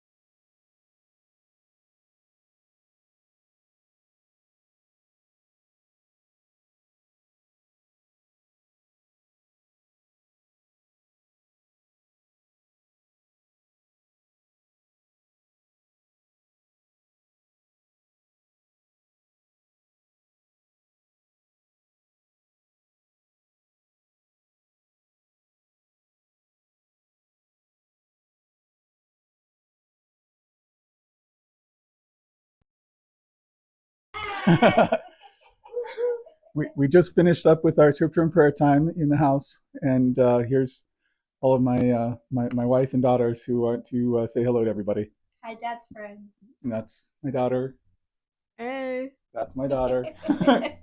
Hello, Pelado people.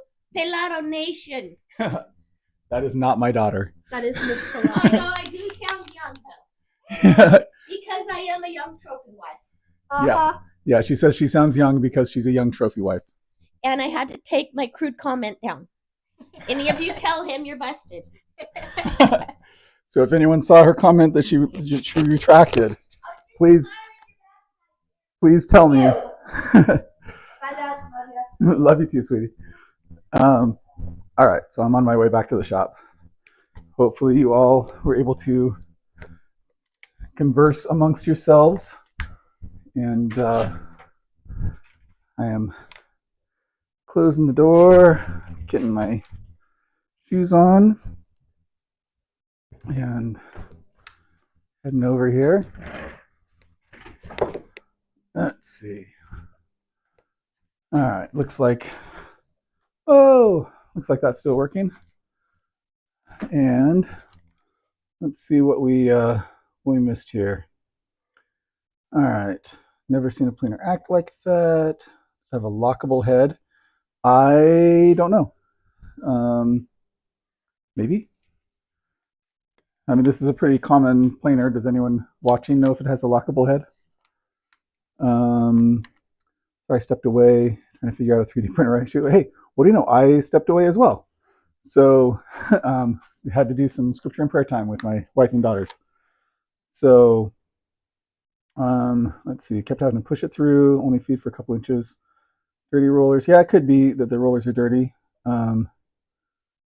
And let's see, went out twice for pellets, don't have snow yet. Okay.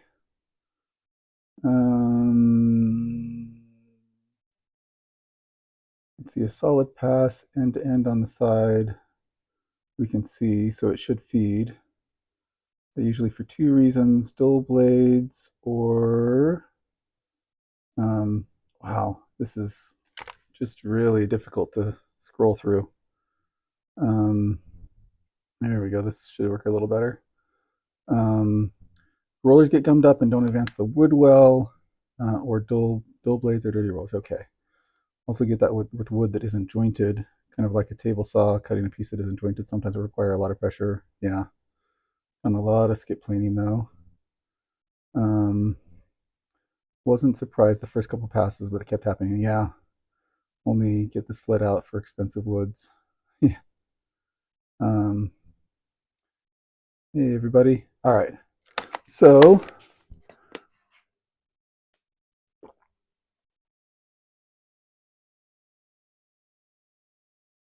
I may have been a little thirsty. All right. Let's get at this some more here. I was looking for my glasses and I realized, hey, I'm still wearing them. So never took them off. So I think I lowered this before I took off. So I'm going to flip it over. Try running it through again.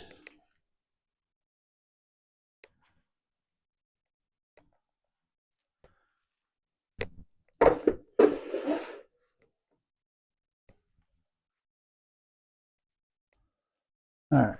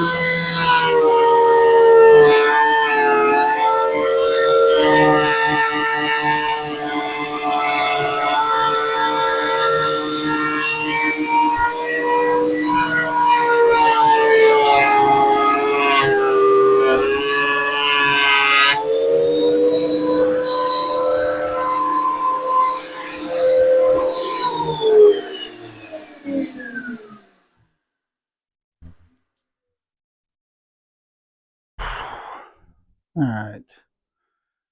This is definitely easier to lift it over by flipping it over. Basically be able to slide it on my outfeed port and then bring it back over and lower it down on my infeed. Way easier.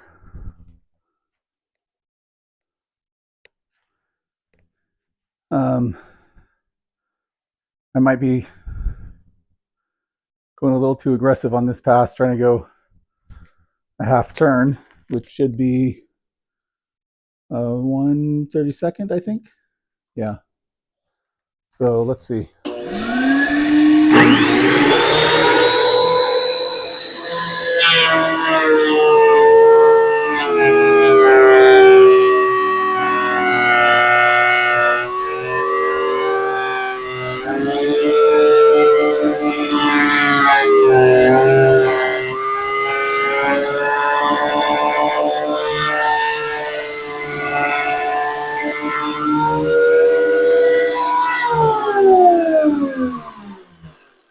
Yeah, I mean it's getting caught here on the edge,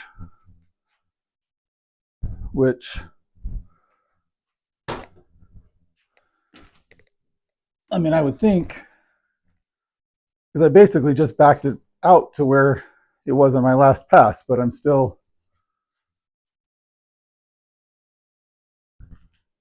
getting stuck there. So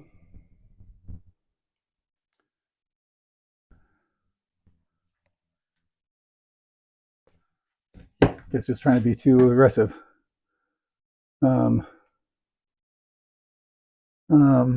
Hey Keith, good to see you back. Hey Bushcrafter, good to see you. One good looking piece of wood. Hey, I'm married, dude. All right, take it easy. Take it easy. All right, I'm gonna back this planer way off.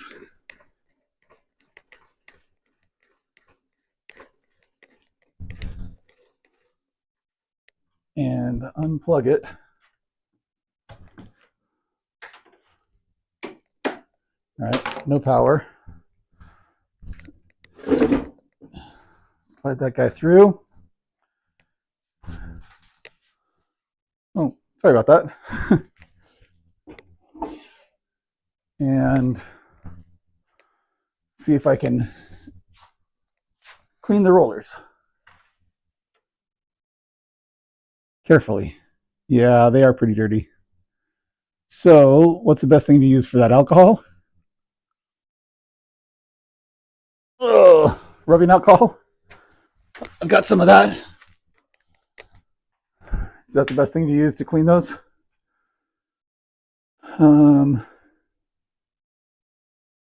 Let's see.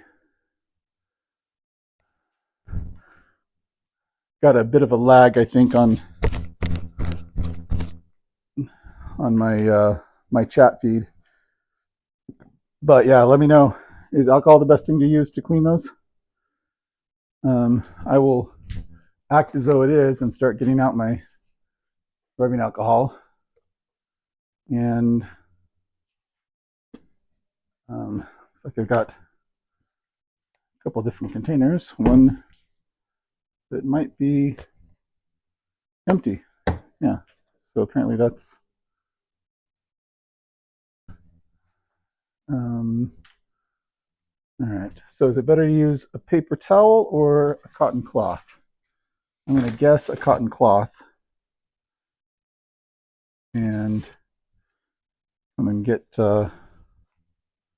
something that I can tear off here. Alcohol or mineral spirits? Okay, good. Because I've got some rubbing alcohol easily available. And some cotton t-shirt-ish thing here that I can be cleaning with. Cotton good? Don't clean it with your wife's joke, Matt. All right, sweetheart. Although, that might not be a bad idea. think that could be pretty good, actually. Melinda Nelson transplant might be related to my wife. Seems like you use acetone to clean the rollers, maybe a nylon brush. Ooh, nylon brush. Okay. We've got nylon brush. Not sure how clean the brush is.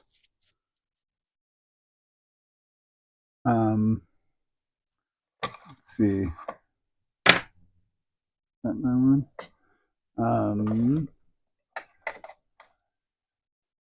Let's see.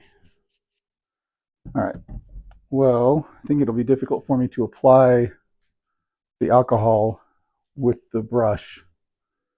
I think alcohol would work. Acetone. I don't know if I've got acetone. You could use the yoga mat to land so I don't have to fit. You know, the cold cement actually feels kind of nice right now because I actually took off my additional layer that somebody recommended for me earlier because of the workout I've been getting out here. So sitting on this cool cement floor, checked the temperature earlier. It's around 55 degrees, I think. All right.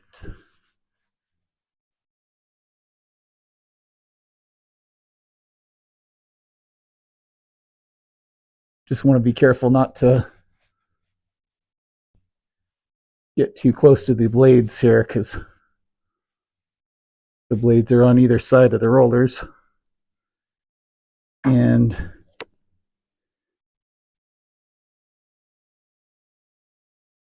I don't really want... Ooh, I think that might have been a little dirty. Ooh.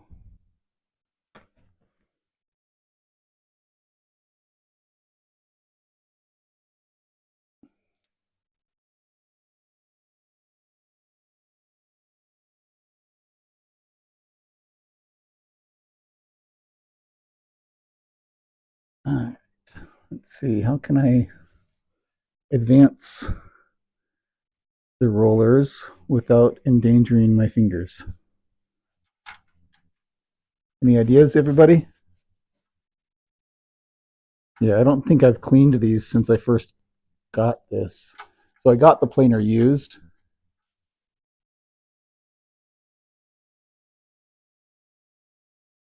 So,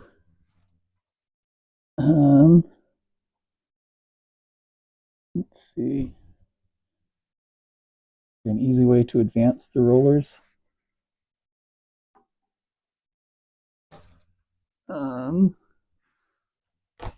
Is they feel kind of stuck. Unplug it. Why?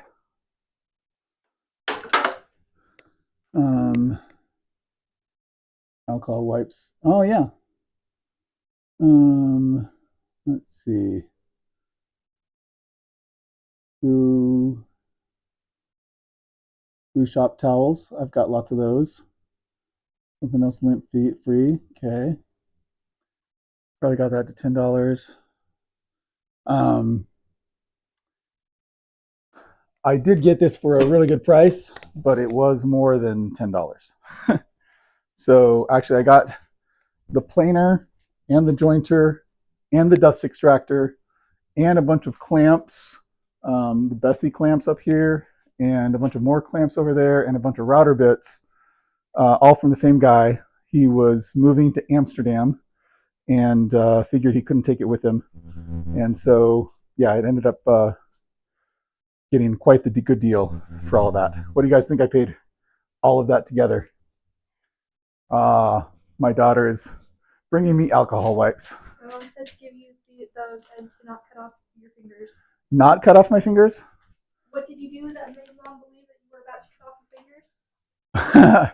What did I do that would make mom think that I was about to cut off my fingers? You have all 10 of them. So far, I am trying to clean the rollers on the planer.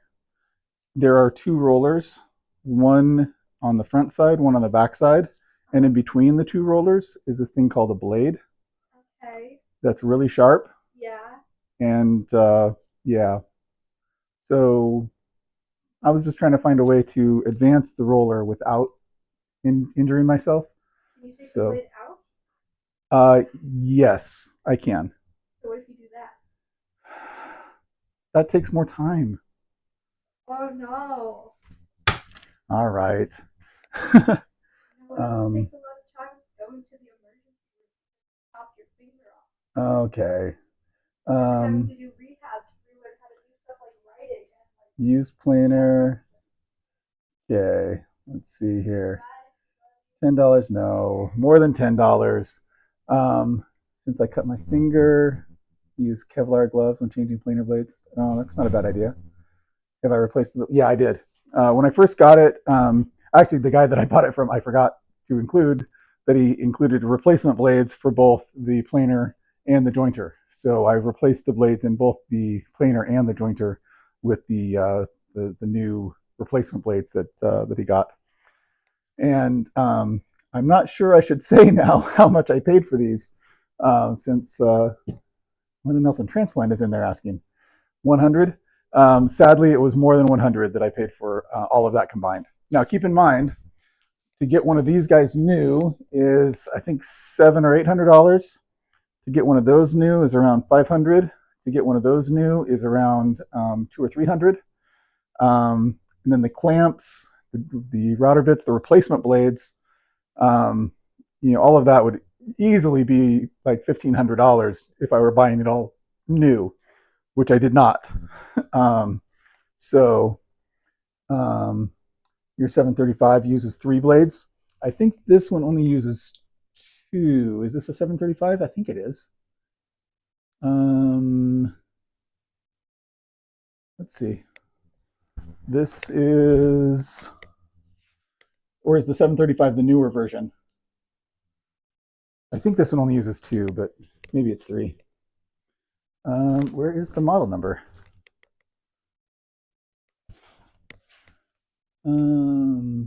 Whatever. Oh, it's on.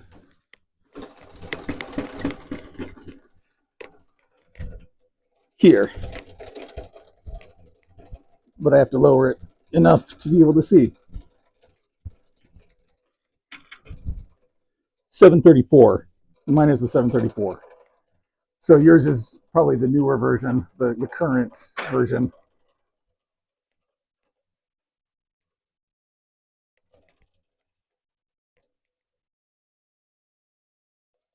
All right, so I'm just going to lower this all the way.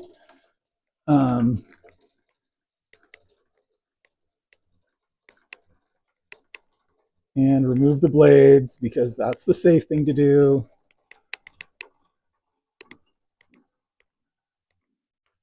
Of course, in removing the blades, I'll probably injure myself some other way with the removal.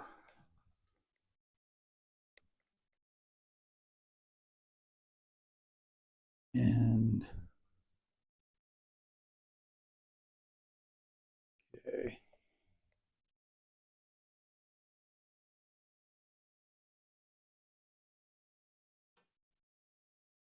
All right, so, oh, here you go. Go for a little bit of a ride. So, to remove the blades, I need to take some of this apart, I believe. And I might have to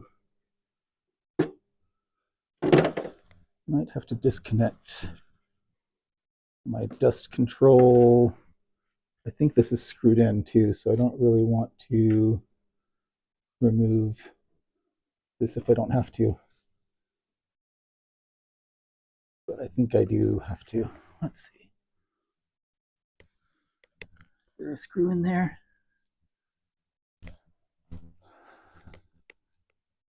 Yep, there's a screw right there. But I don't think there is on this side. But do I have to remove the dust control to be able to get to the blades? Probably.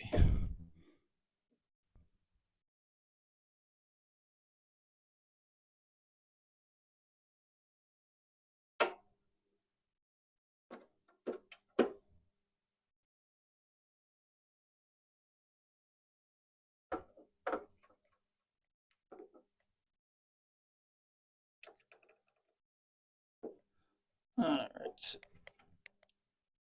I didn't realize that this video was going to turn into planer maintenance. But that's what happens when you don't maintain your planer. You try planing a bunch of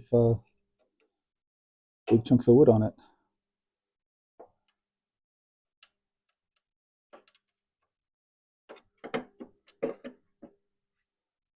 All right.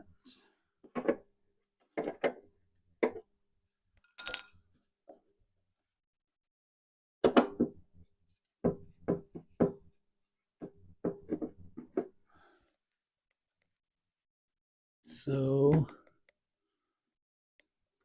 just move that. I think there might be something down below that I have to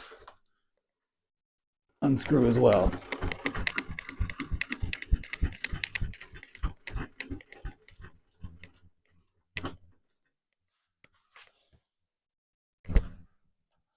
Let's see.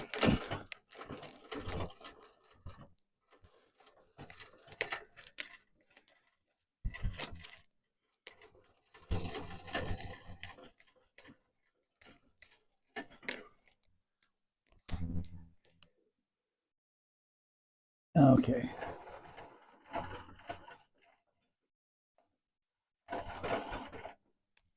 Ugh. All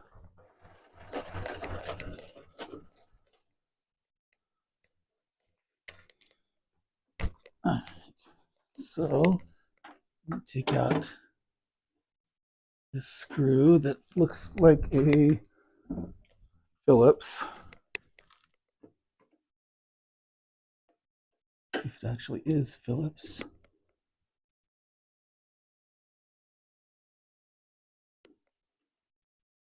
Hey, what do you know? I think it was. Okay. Let's see. And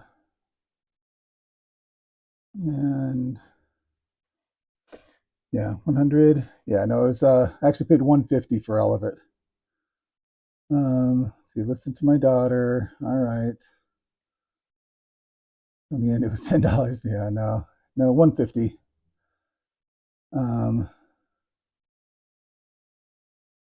Ordered those gloves when you're in the emergency room. Did the rain locker. Hey, have fun, plywood. Those blades are not that sharp. These blades are not that sharp. They seemed awfully sharp when I put them in. I was pretty careful. Yeah, Todd, have you ever sharpened your planer blades? I haven't. Yeah, mine's the 734. You've got the 735, which is the newer version. Thank you. Slap you on all your fingers. Yeah. Let's see. Figure how many cuts they make per second. There was no point. Okay. Never done it. Okay. All right. Well, let me take out the other screw down below and see if that's all it takes to get this removed. And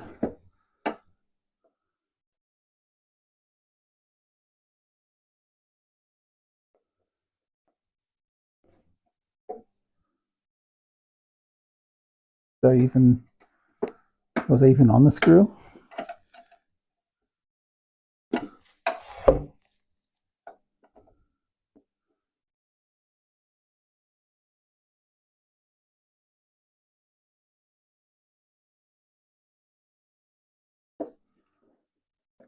There we go.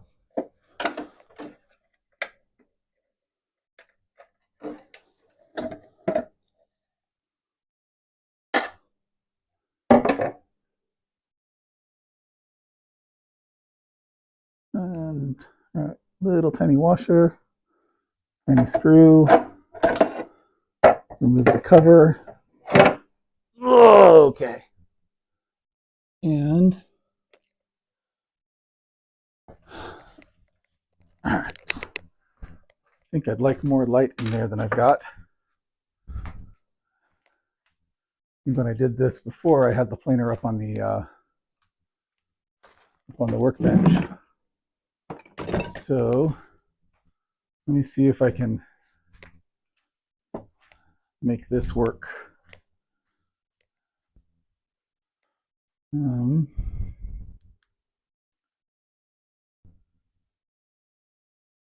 right. Can you all see in there? And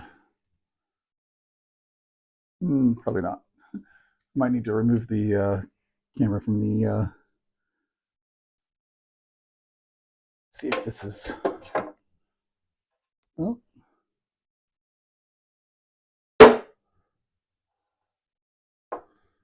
Let's toggle to a different.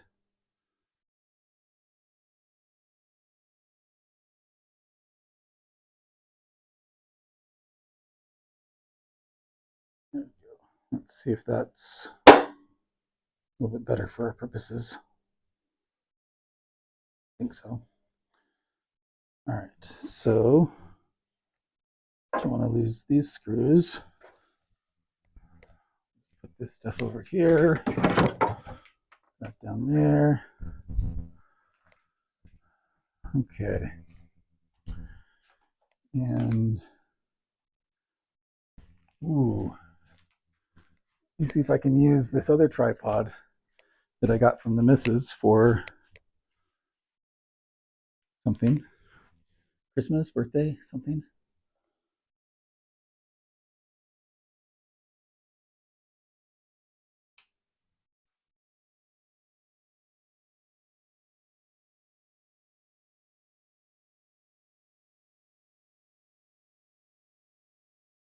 Oh, it wants to tip over.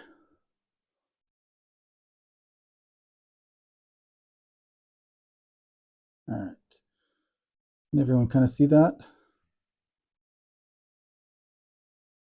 So here's the blade, or one of the blades. Is that the blade? Wait. Let's see.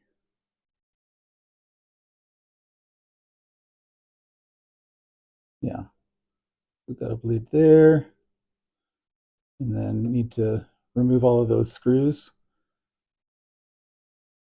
Take that blade out, I believe. So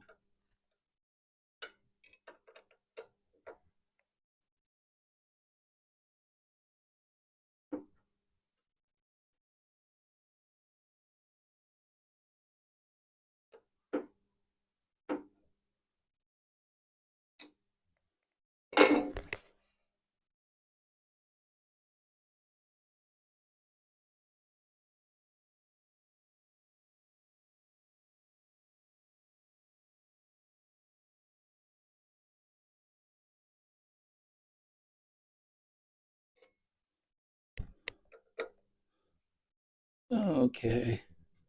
Unscrewing. It's not my favorite type of screwing.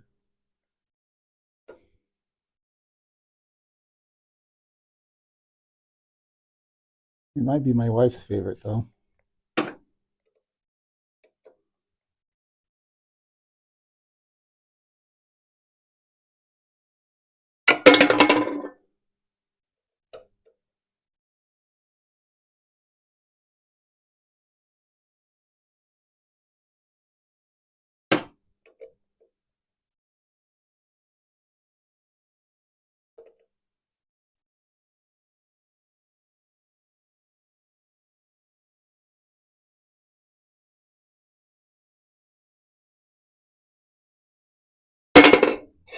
Careful, Butterfingers.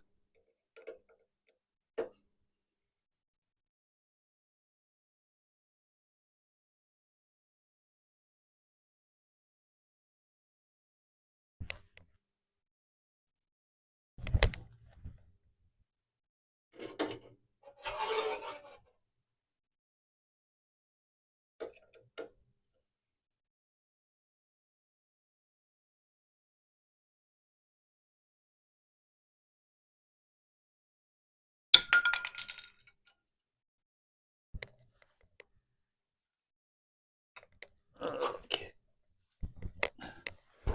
Getting tired of squatting there.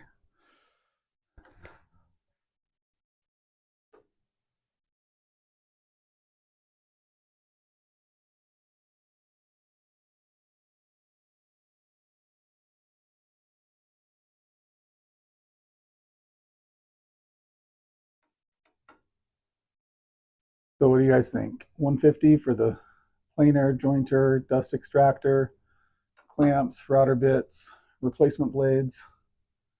I mean, really, I think just the replacement blades alone, if I were buying them retail, would have cost more than I paid for the whole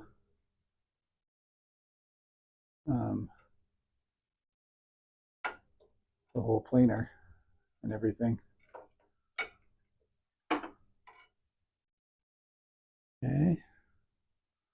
This is just the piece that holds it in place. And then that metal piece is the blade.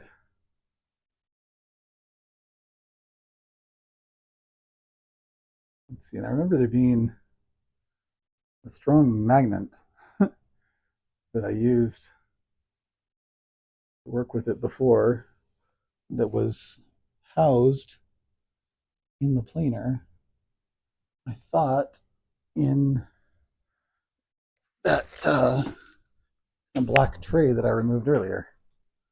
See a wrench there. I see this tool, but I don't see the uh-oh. My wife's telling me to listen to Todd. That's dangerous. Let's see.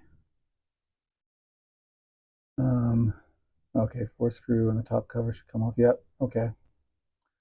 Got that. Big metal bar is the headlock.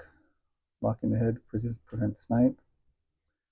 With a magnet removal tool. Yeah, I remember there being a magnet removal tool, but I don't see the magnet removal tool now. So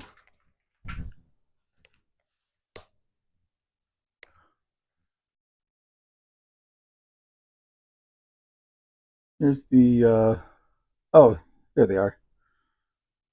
Magnets right there.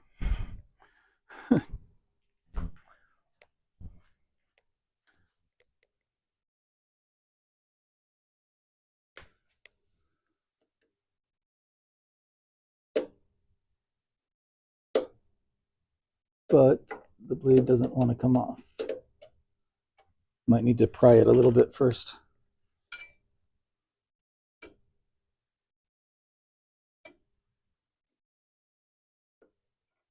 There we go.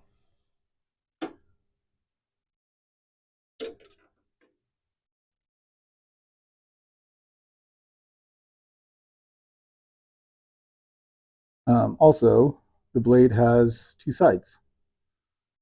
So I've been using this side. That side has not been used yet.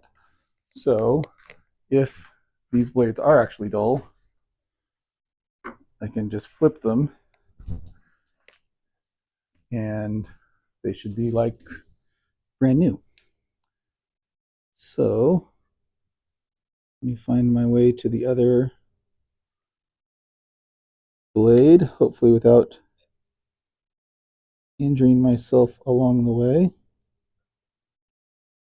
All right. I think this maybe only turns the other direction, sadly.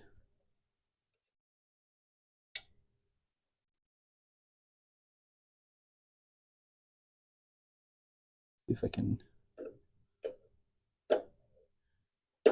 get it to turn with this tool. See if there's anything on the exterior that can allow me to get some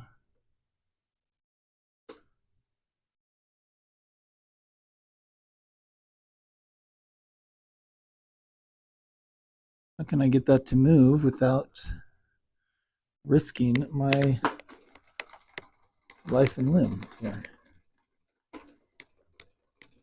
Let's see if I can get a little bit better leverage by lowering it.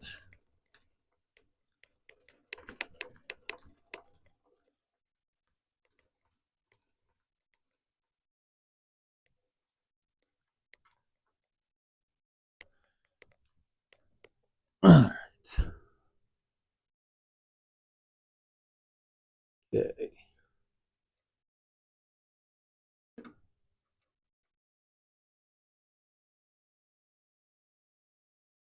What do you guys think? Is there an easy way that I'm missing here for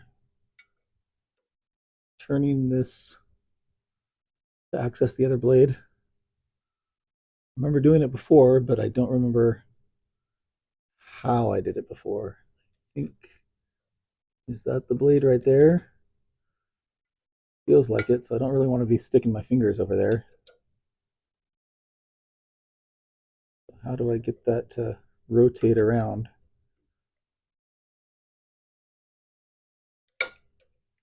Any ideas, chat? What am I missing?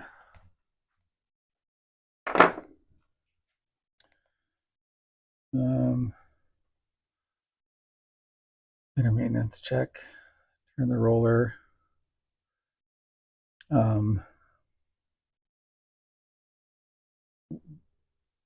Does the roller... Well, I couldn't even turn the roller earlier.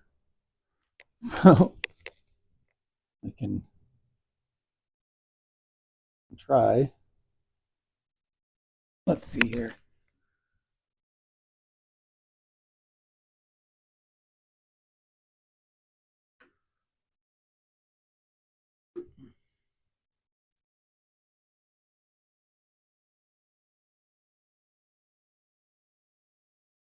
Yeah, that roller doesn't want to turn.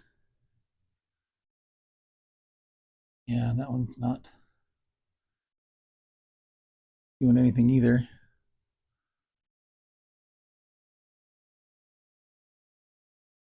So let me do some vacuuming here real quick while I think about how to get this to work.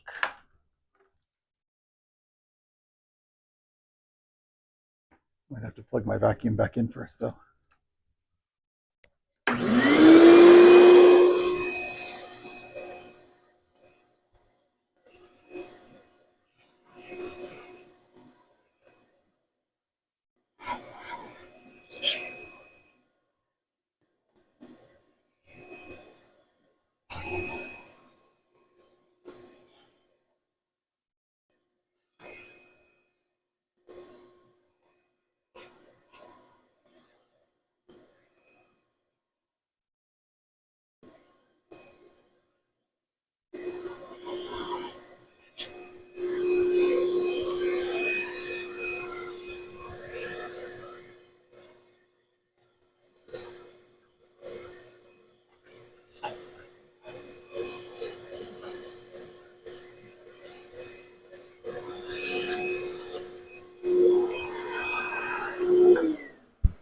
All right.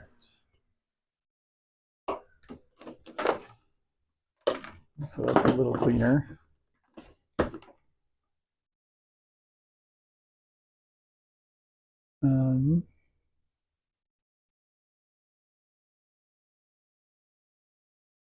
Just grab it. Yeah, we'll try it.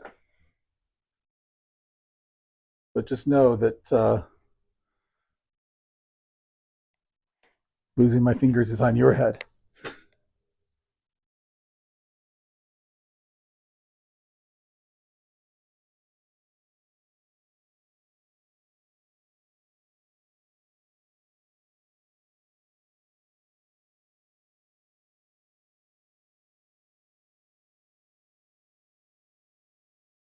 Let's see.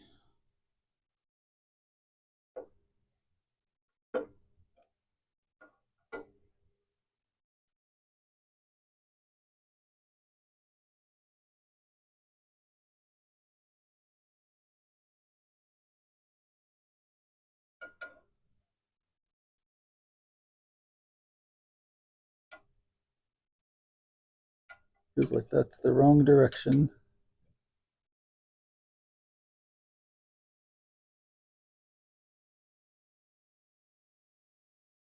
So, just not sure where that blade is. It feels like it should be opposite, but I don't know how far, and I don't want to be exerting a lot of pressure on it.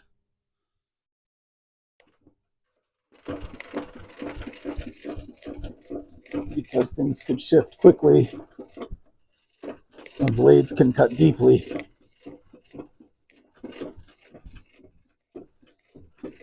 So I'm going to try to get at it from below.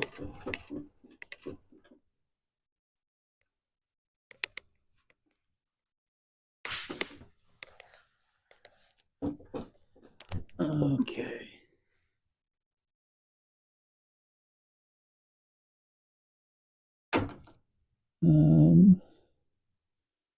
I see the screws.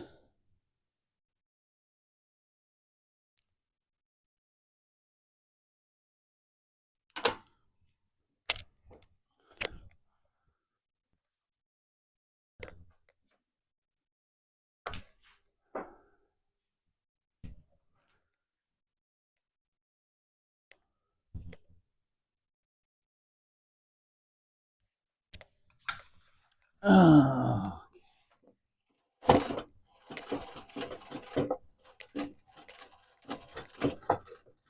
It's a lot more involved to get the planer to go up than it is to get it to go down.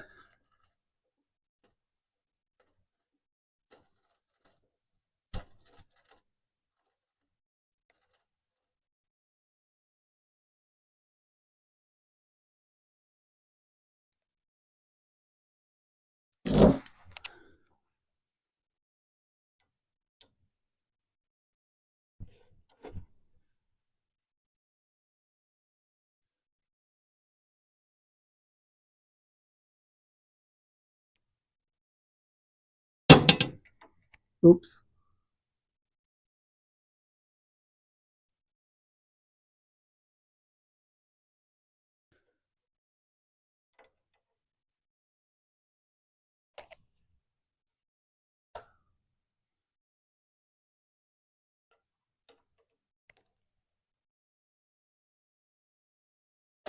Yeah. An idea. I'll try putting one of these screws back in and then see if that gives me leverage for moving the whole thing using the tool instead of my fingers.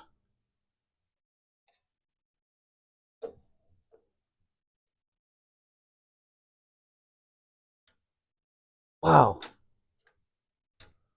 Did I lock that in place somehow? Is that my problem?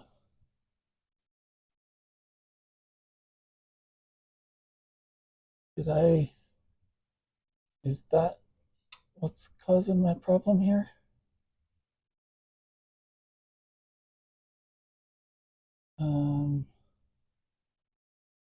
I've got a spring over here.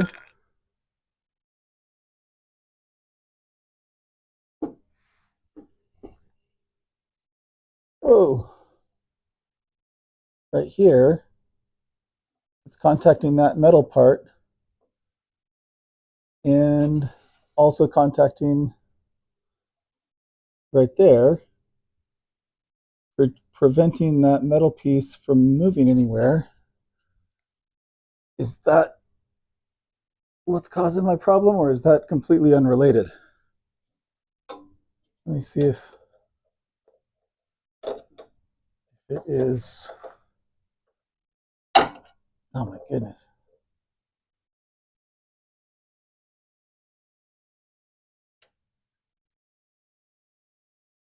It might be.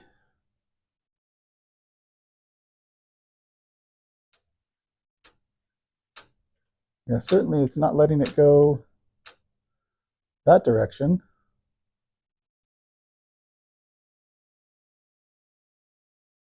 So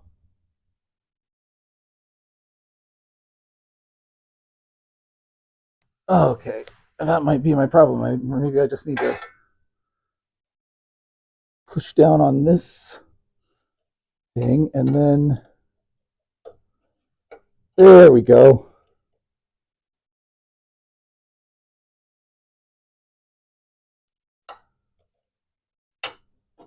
There we go. See, I was missing something. I was missing something. I'm sure none of you doubted that I was missing something. But let me lower this so it's easier to get at those screws and remove the blade, so then I can clean the rollers without risk of the blade removing my fingers.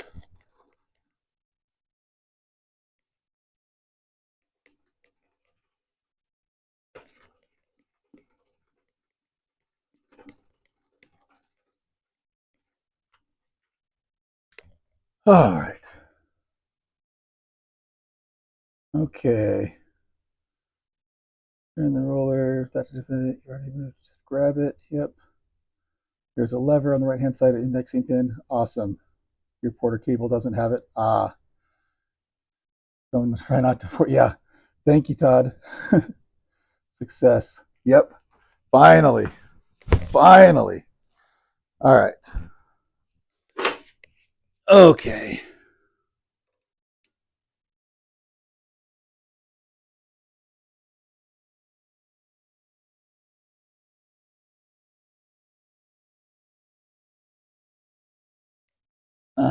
So let's remove these.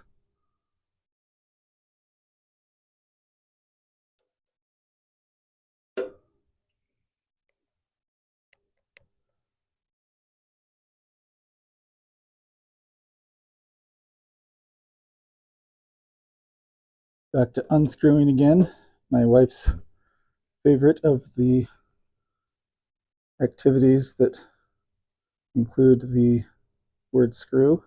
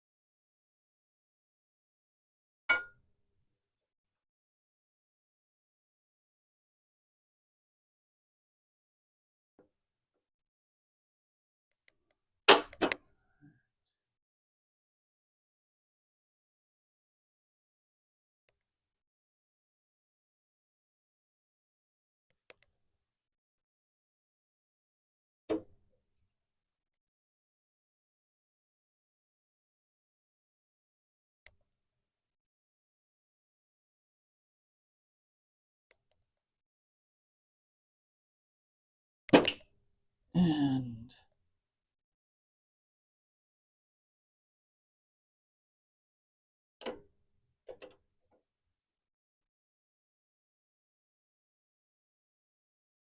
okay. And the blade.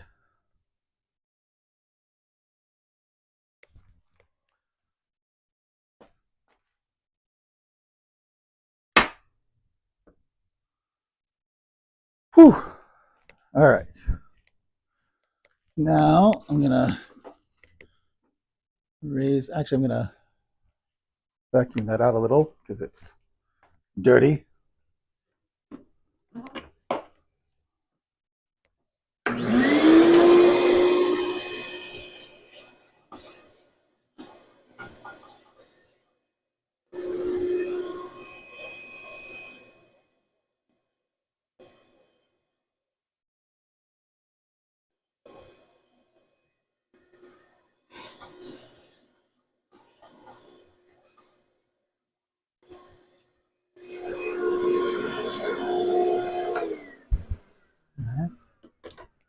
That's a little cleaner. All right. And raise it back up and hopefully clean off those rollers without too much risk of injury.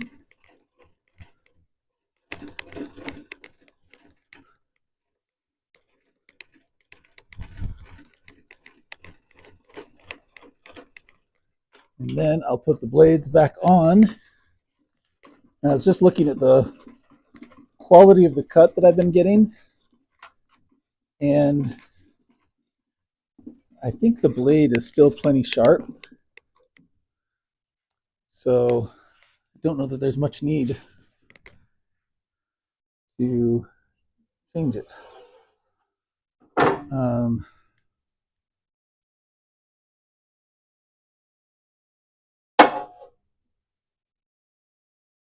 All right. And you guys see the dirty, filthy rollers?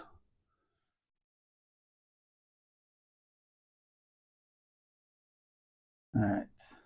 I'm going to try to make them clean using alcohol wipes.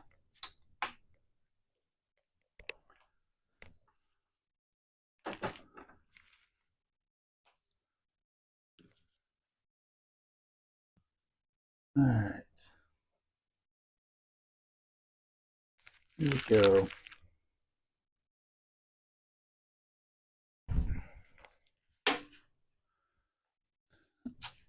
On the floor again. Just can't wait to get on that floor again. All right.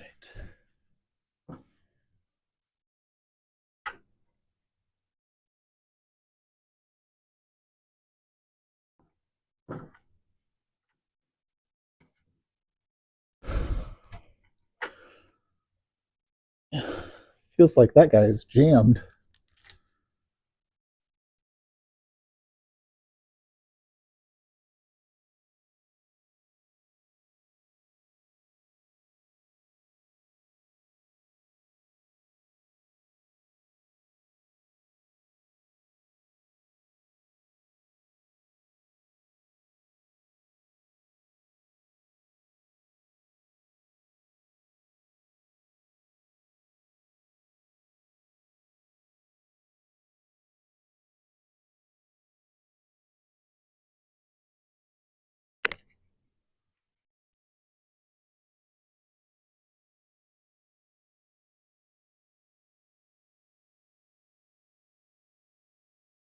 I'm actually gonna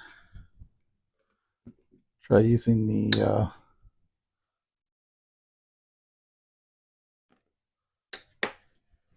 washcloth a little more here. It's rag, really. It's not really a washcloth.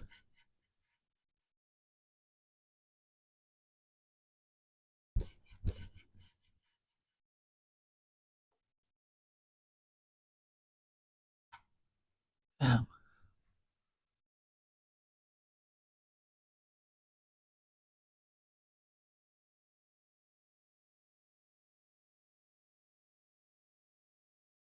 I wonder if there's an easy way to pull that out. So there's a couple screws, it looks like, on either side.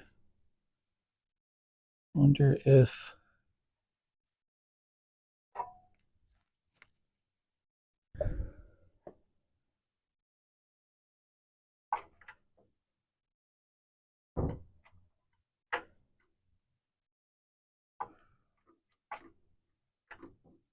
yeah, because that just feels blocked, and maybe that's because of the pin. Maybe that's my problem.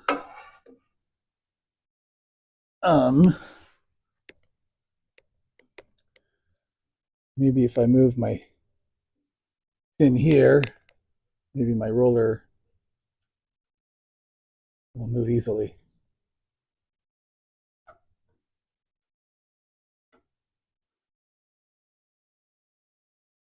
Nope. What about my other roller? Does it roll easily?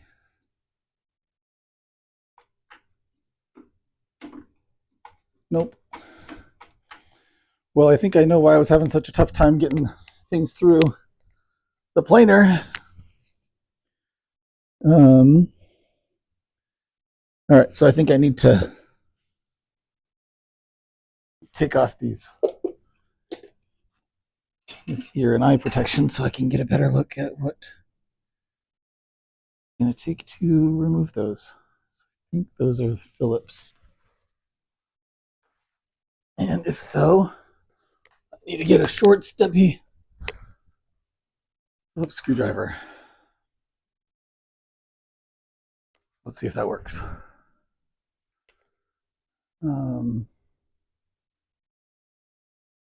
Okay, planer blade is sharp, not razor sharp, designed to cut with speed. Similar to a table saw blade. Huh. Okay. I guess I'd been led to believe that planer blades are super sharp. Let's see. Righty tighty, lefty loosey, right? Okay.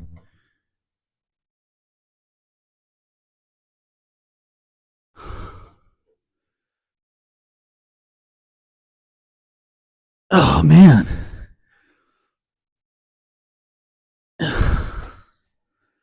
Well, interesting.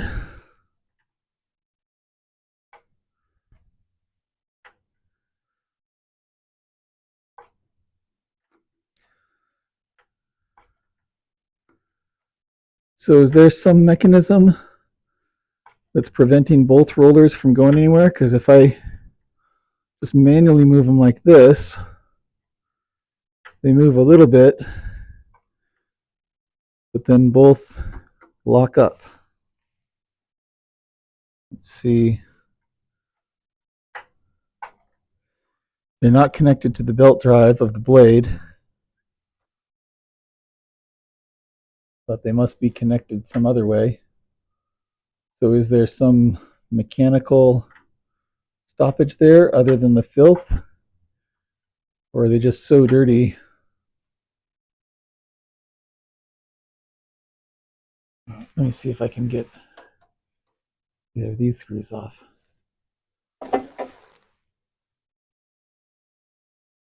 Oh my goodness.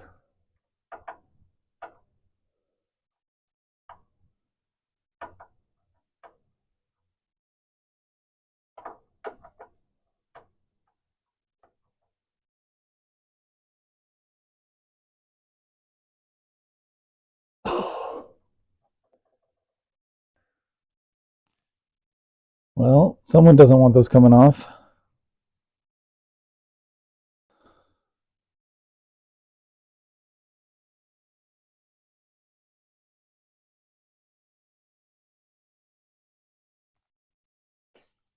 All right.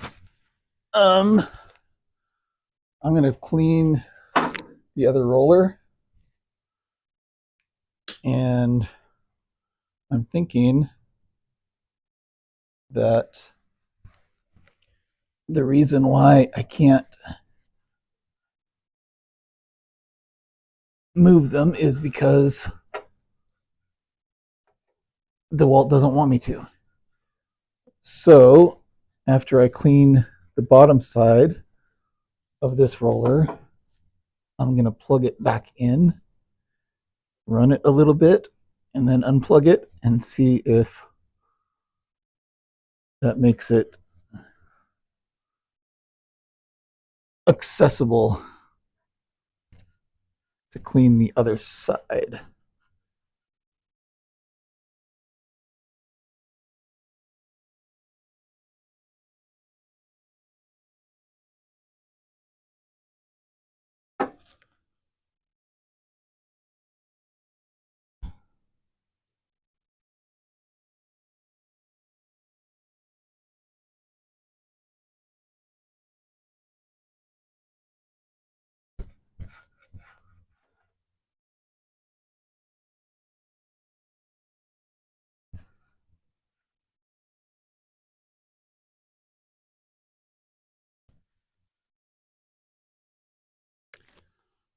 All right.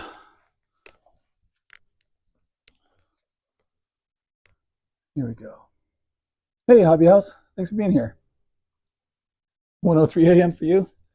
Yeah, it's 11:07 for us here. So I'm just going to run this briefly and shut it off. That sounded bad.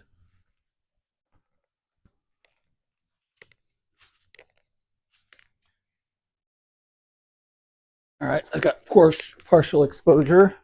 I'm unplugging it again. And I'll clean off part of the blades, or the part of the roller that's exposed now.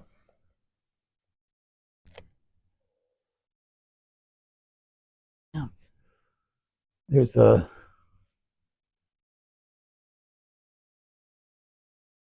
piece here that I keep catching my finger or thumb on that is owie.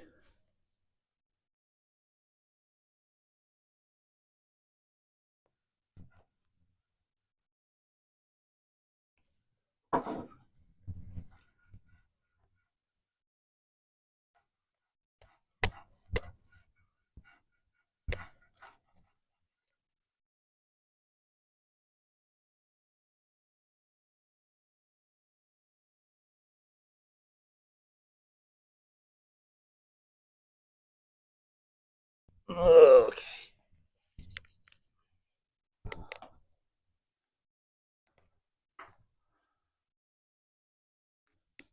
Plug it back in briefly.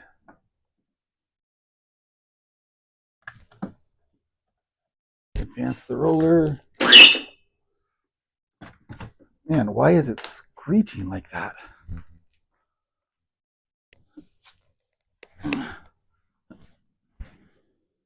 All right.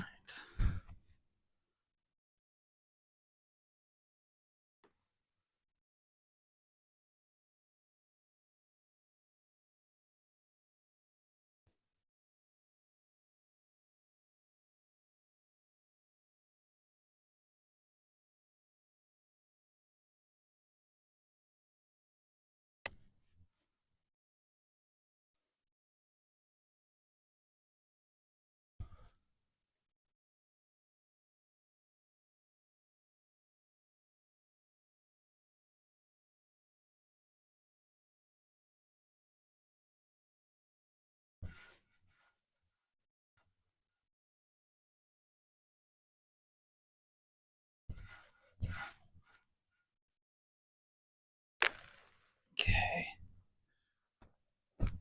And again.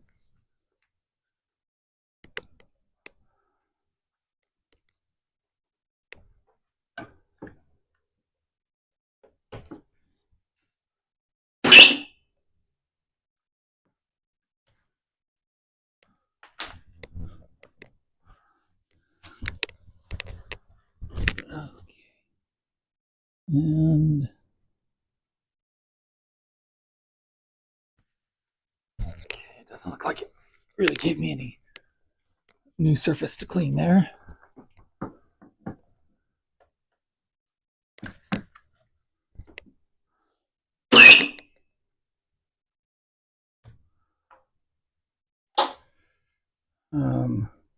Oh crap. Forgot about the indexing pin.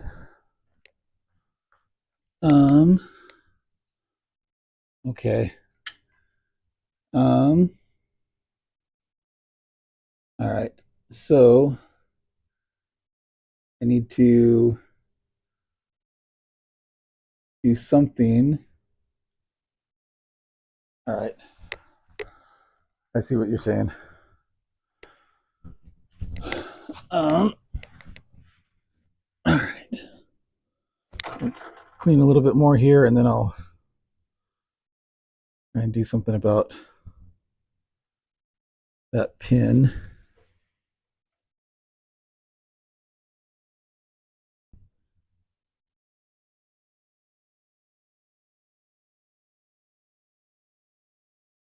Apparently, DeWalt does not want me to clean the rollers with the blade out. They would prefer I leave the blade in and risk injuring myself.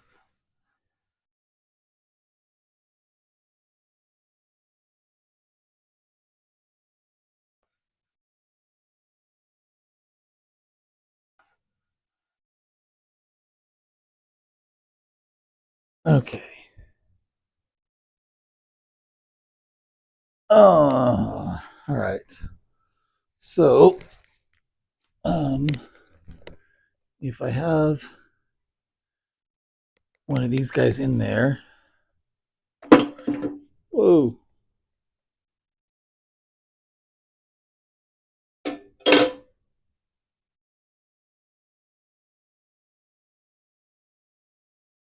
If I have one of these guys in there, does that move the indexing pin enough?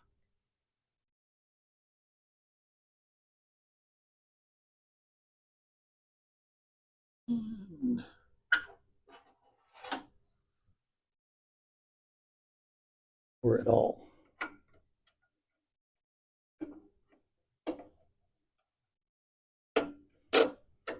No. I need to have the cover back in.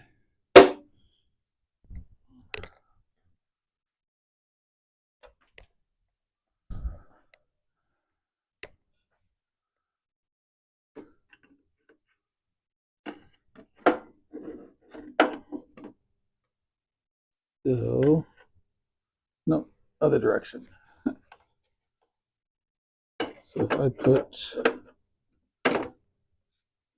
cover in,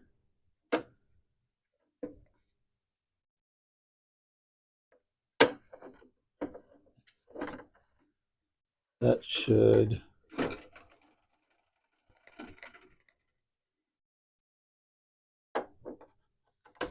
resolve the problem with the pin.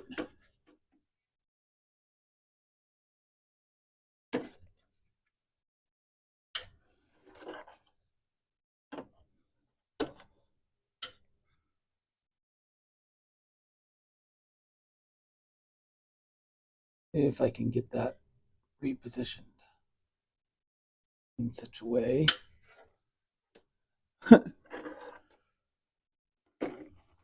Let's see. That cord doesn't want me to be able to do that. Let's see.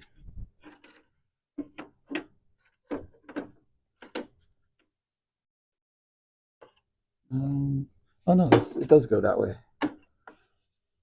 Silly me. Okay.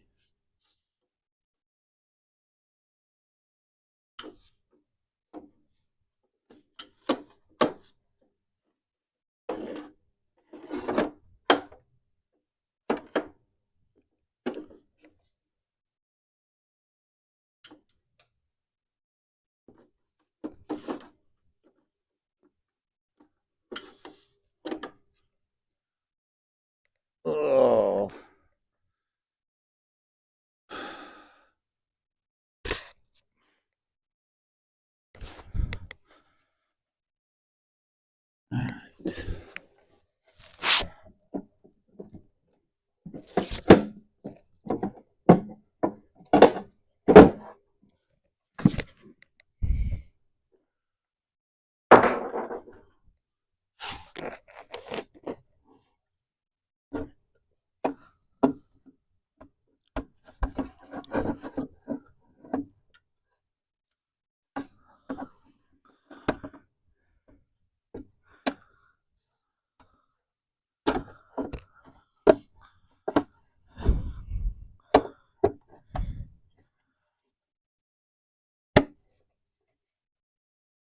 All right. All right. So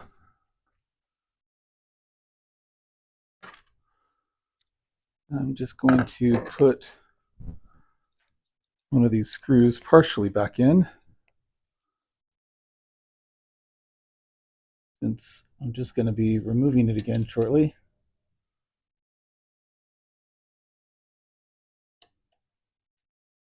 Thanks for the heads up on the indexing pin being the cause of the screeching.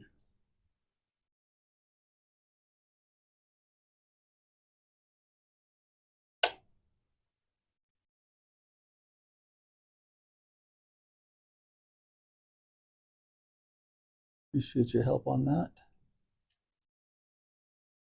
And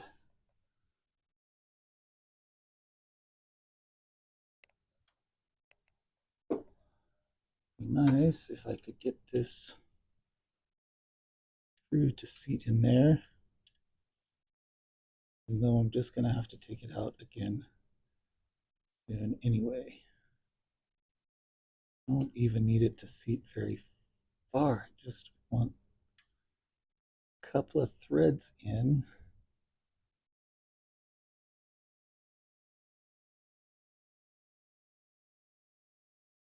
Come on.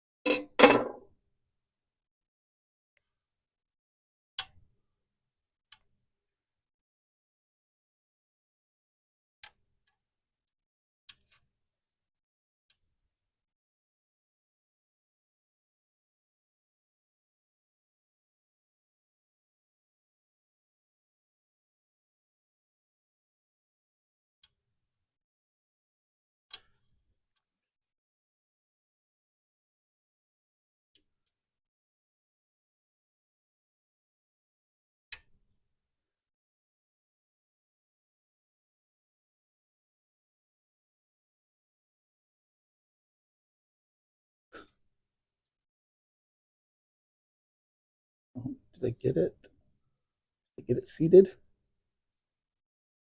Oh. Nope. So close. There we go. All right.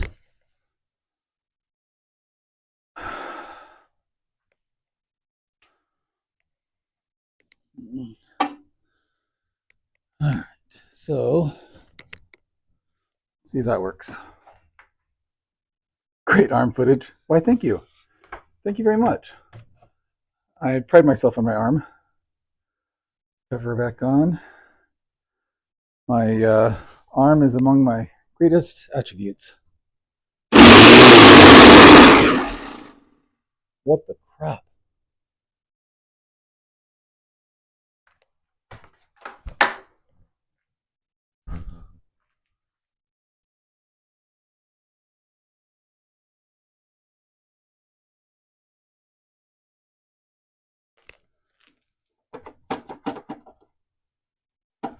Was that just rattling a lot here? Is that what was causing that, or was there some other problem?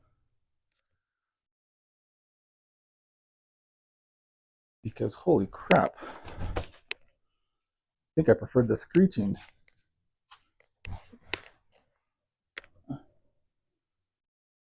Okay. Let me at least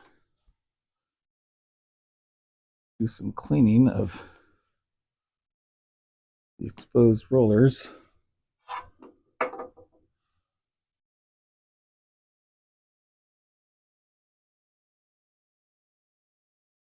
They look like they might be getting pretty close to done.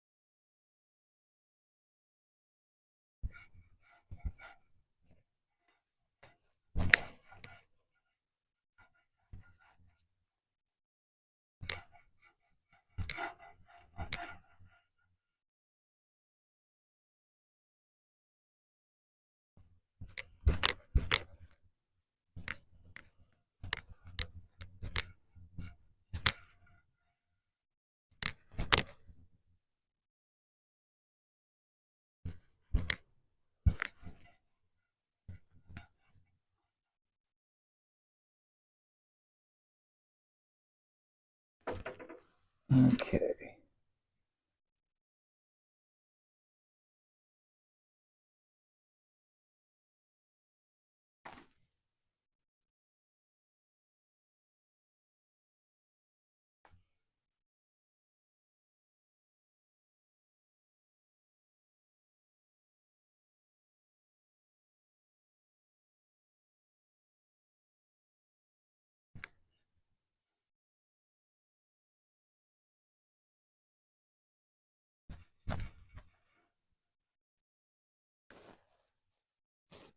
Okay.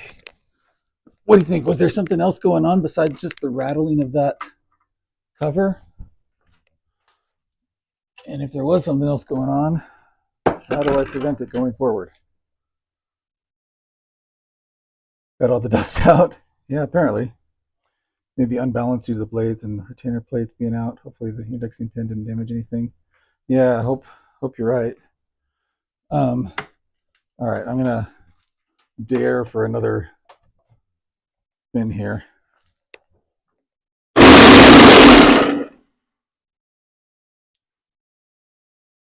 Okay. And unplug.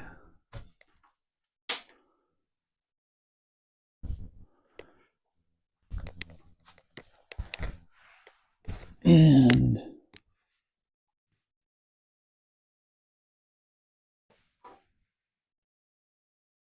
rollers appear clean. So I'm going to call that a success in spite of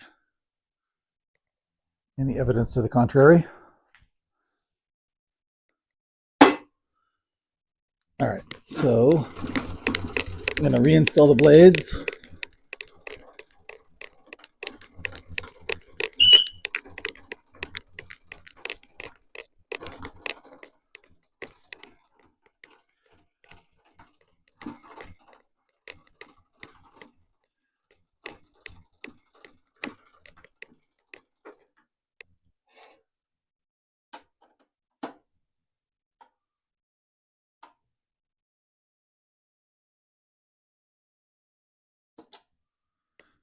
All right, take that screw out, remove my cover. Okay, and time to get my blades back on.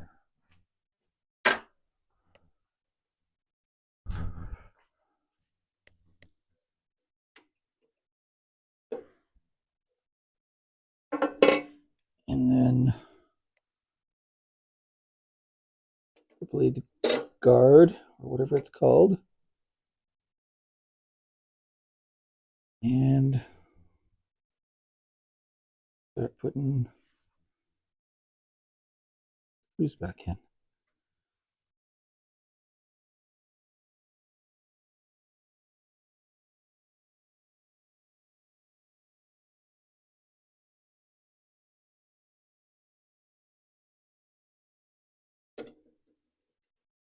There we go. Hopefully you're getting more good footage of my arm.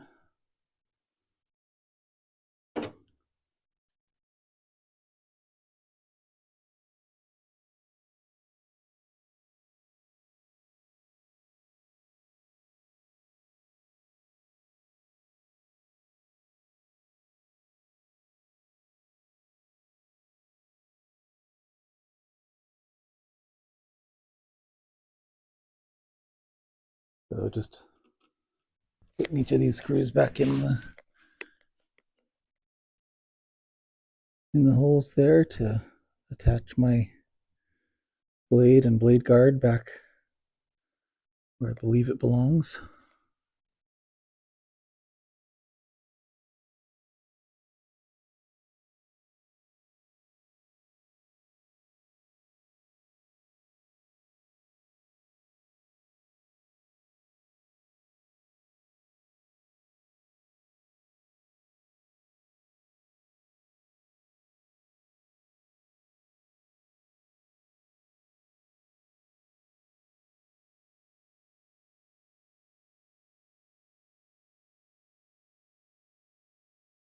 All right. And I'm getting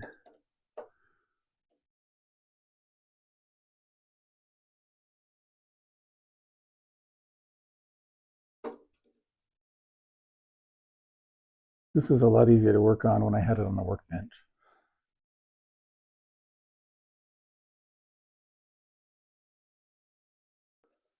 Back when I first got it and cleaned off the rollers and placed the blades and everything. And then haven't really thought about planer maintenance since then, which is probably somewhat obvious based on my struggles here.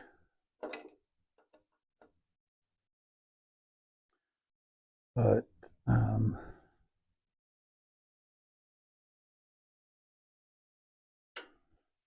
yeah, see how easy that is when you know what you're doing?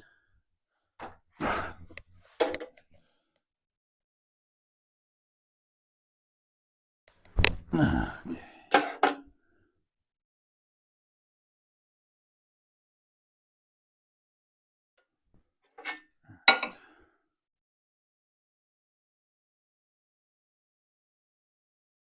Remove that guy.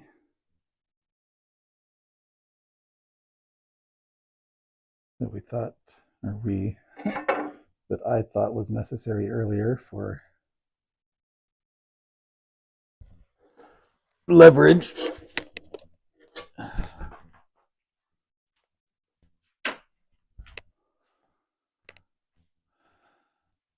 All right, and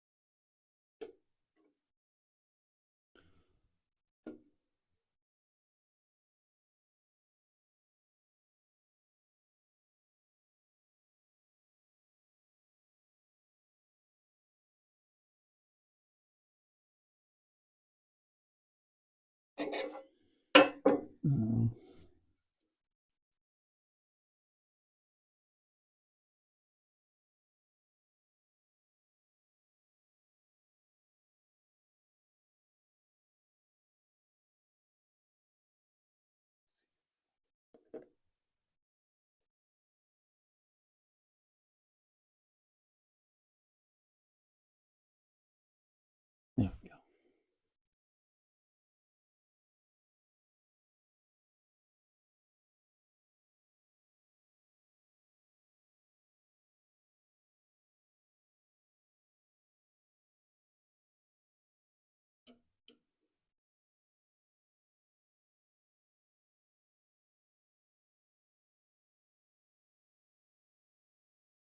Screwing.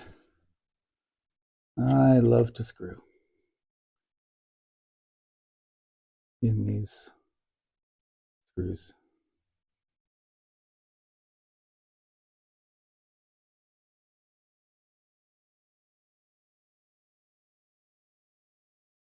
Getting close to be able to work on the project again.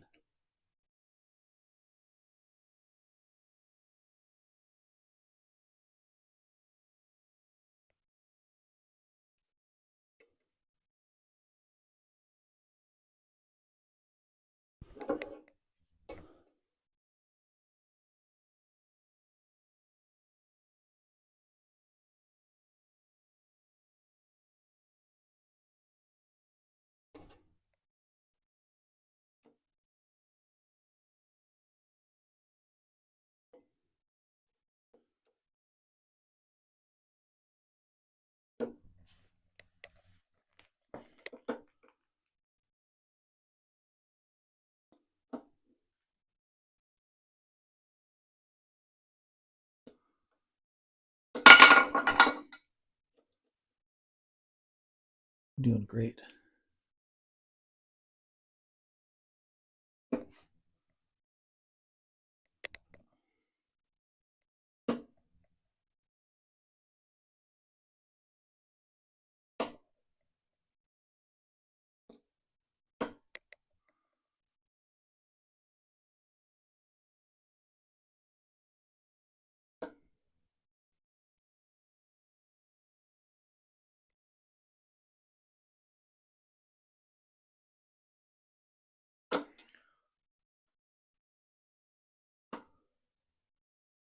Okay.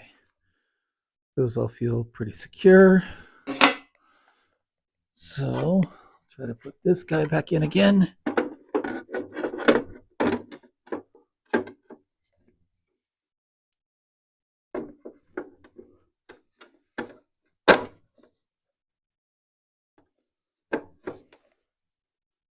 Okay.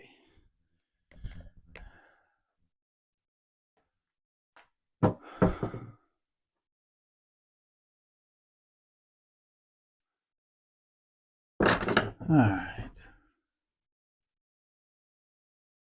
Oh, unbalanced blink makes lathe shake, and that is spinning a lot faster than a lathe. Yeah. I said you replaced the blades once already. Yeah, I have. Headlock works by pressing that metal bar down. Locks the planer head to prevent snipe. By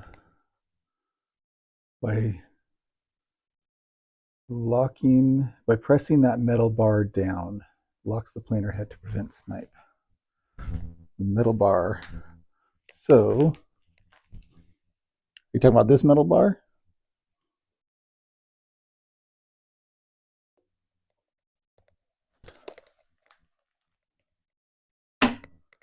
Hey, what do you know? Any reason why I wouldn't want to use that? It seems like preventing snipe is an admirable pursuit. Why wouldn't I want that? Why wouldn't I want it always locked?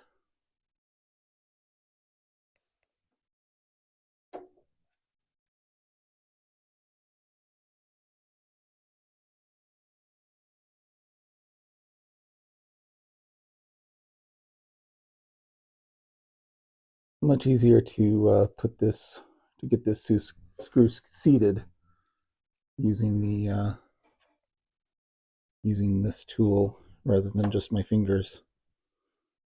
I'm able to apply pressure directly downward instead of trying to position it with my fingers and turn it with my fingers and everything else just with my fingers.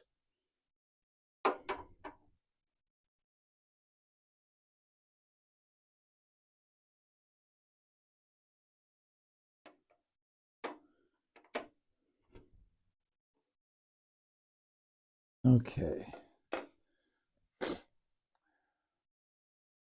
Put the light over here. And I think I'm probably going to want to raise this up in order to secure the screw right there. Should have done it with this arm.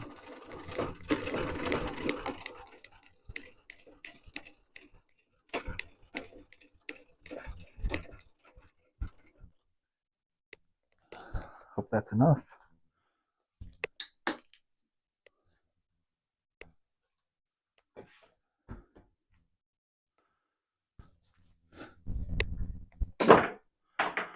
All right.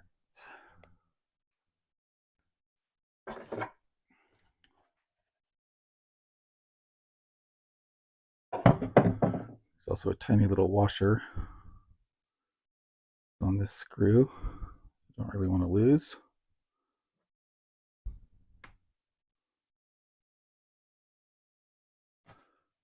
Try to put this guy in first.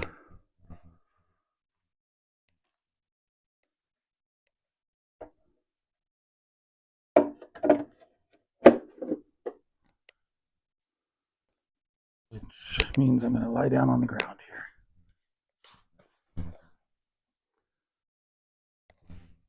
Okay.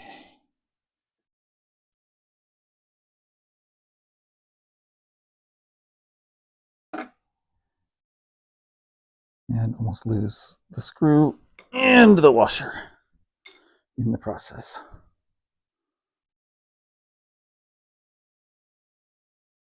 All right, still have them. Okay.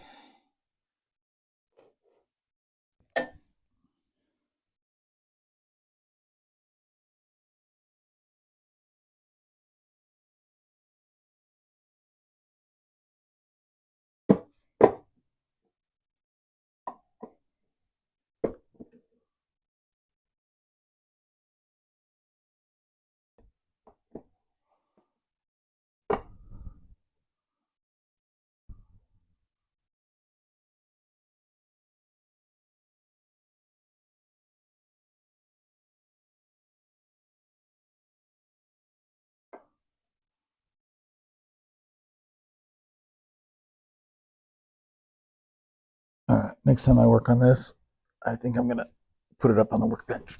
I don't know why I left it down here the whole time.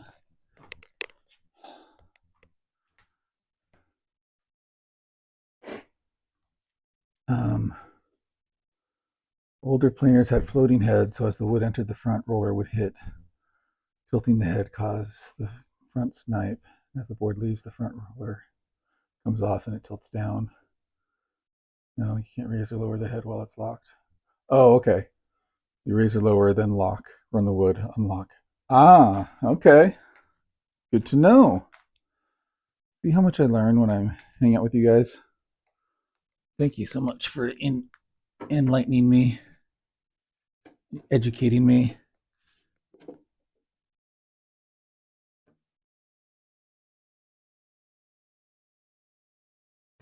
Oh, looks like I'm not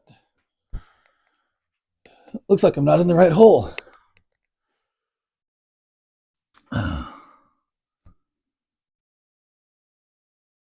It's never happened to me before.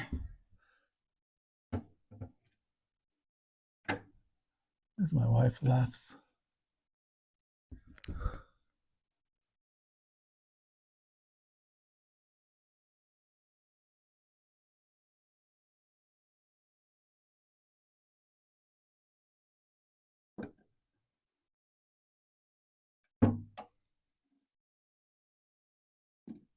I feel like maybe I tightened the other screw a little too much. This one doesn't want to go in. Okay.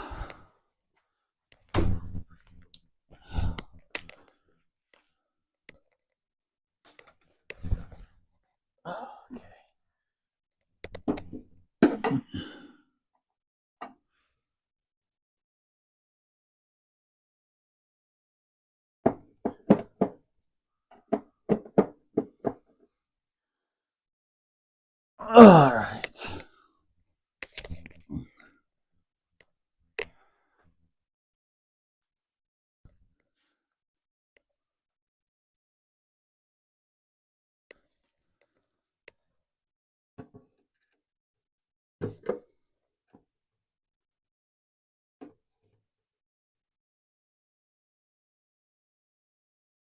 There we go.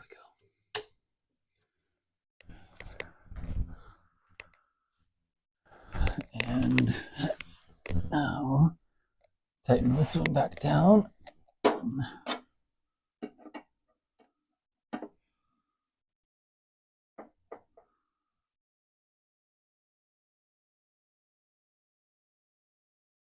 I've got a good seal for dust collection that I don't really feel that good of a seal, but whatever. Maybe I should employ some additional gaskets at some point. All right. I think I can safely put the light away.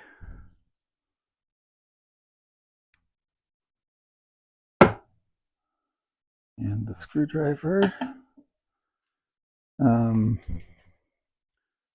What else do I need to put back? All right. I'm not going to need all of these alcohol wipes now, at least not right now. They could very well come in handy later.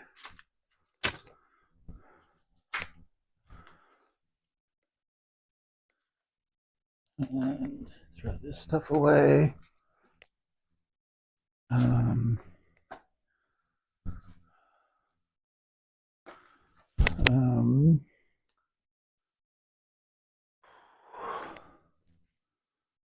Do a little bit of vacuuming real quick so that I've got a little bit cleaner environment to work with.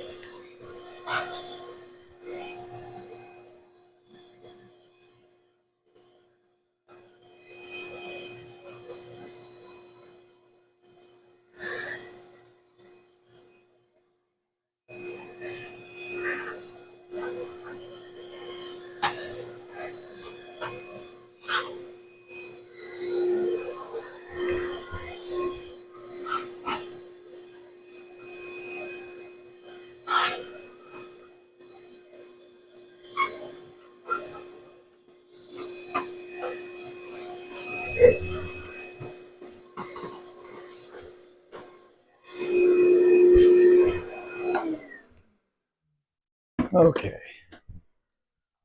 And reconnect my dust collection.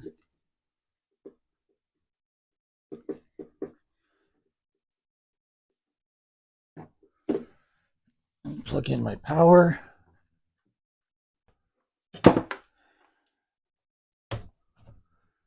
And just run a quick test to make sure the planer is not making weird noises.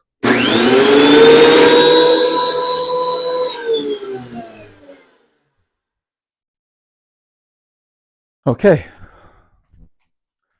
So, put my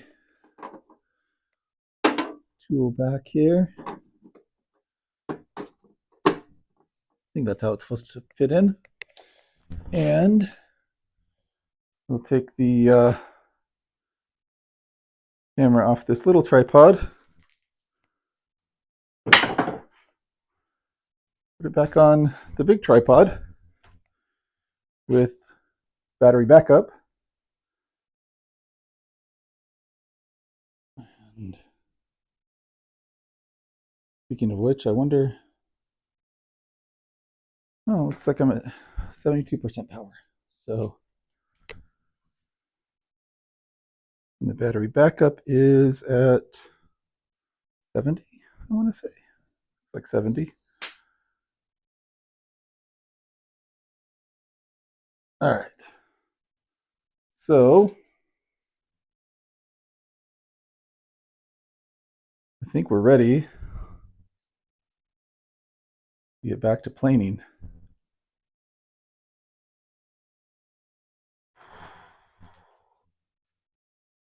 All right. Okay. There's a joke in there somewhere. Yeah. Too old to be getting up and down that much. Planer would have gotten flipped every which direction. Put some wax on that stainless. Yeah. I was thinking that I need to put some paste wax down, but I don't really want to wait for it to usually what I'll do is I'll put down the paste wax, wait for 20 minutes, 10 or 20 minutes, and then wipe it off. I don't want to really wait the 10 or 20 minutes. So I think it's relatively, yeah, it's still relatively slick. The outfeed or the infeed is, the outfeed is not as slick in there.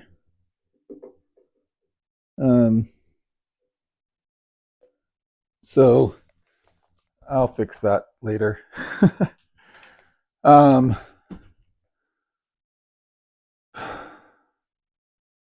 right.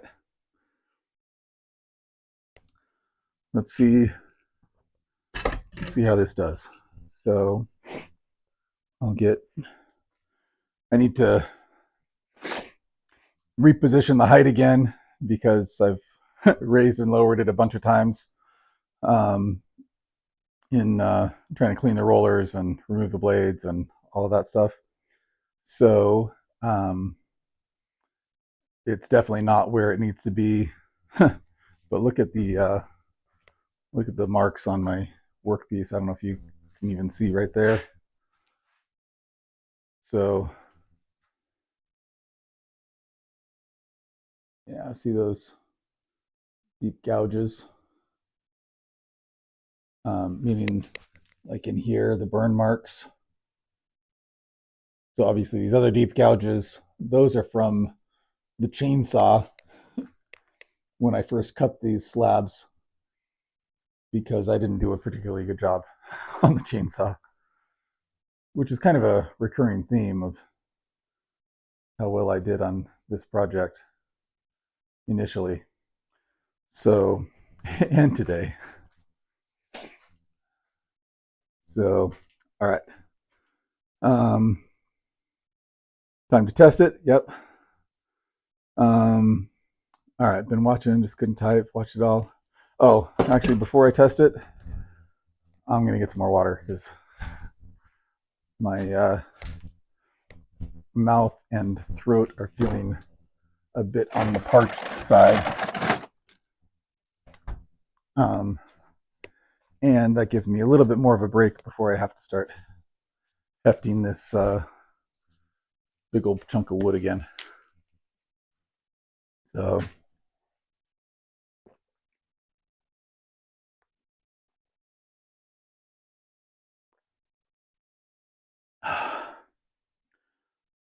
whew. Straight from the fridge, that's cold.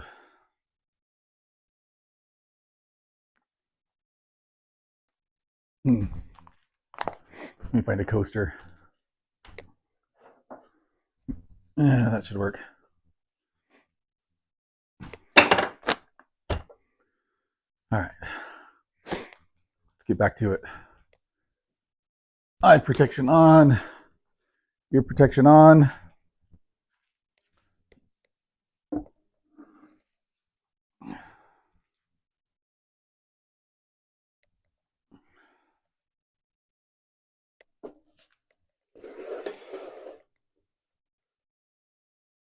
Huh.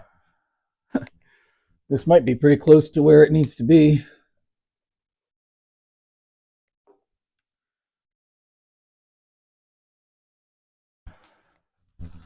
Let's try it. Dust extractor, and then the planer, and we'll see how it does.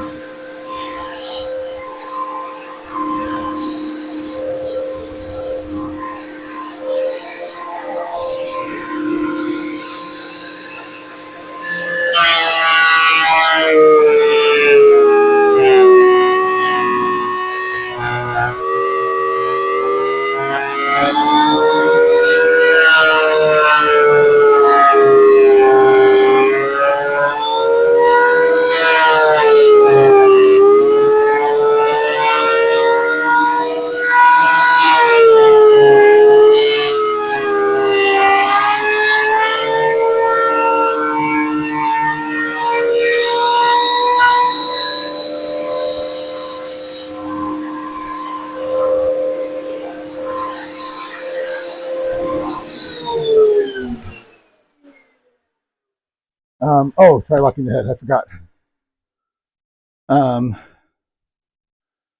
Let's see. See what I've missed here.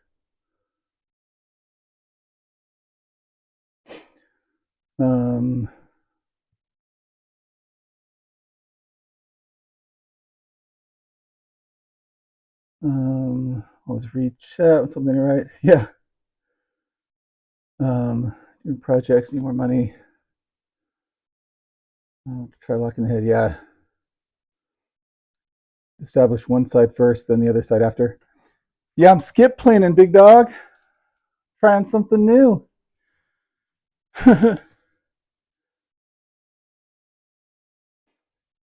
All right. So I think I need to go in shorter passes. So I'll just do 1/64th here. And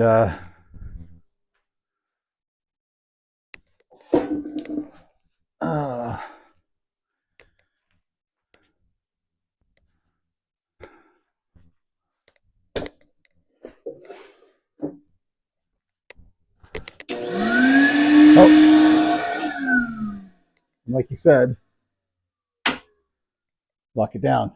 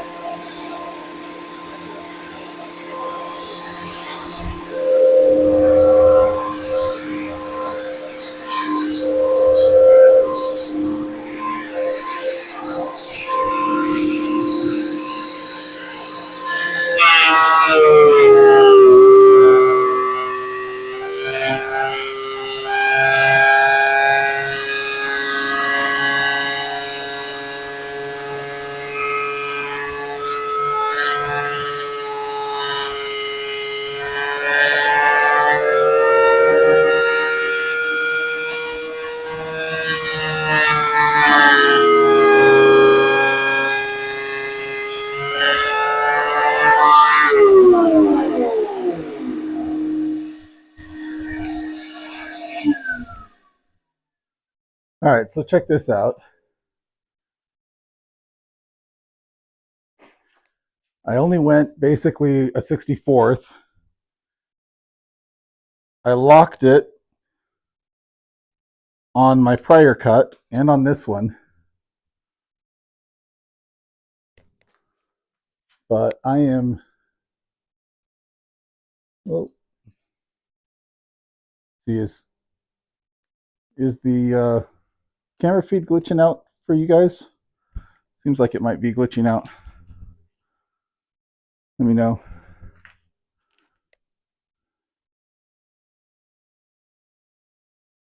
So, like, I've got room over here a little bit, but over here it seems to be hitting in the edge, even though I only went down a quarter turn, which is supposed to be a 64th of an inch. So weird. What do you guys think?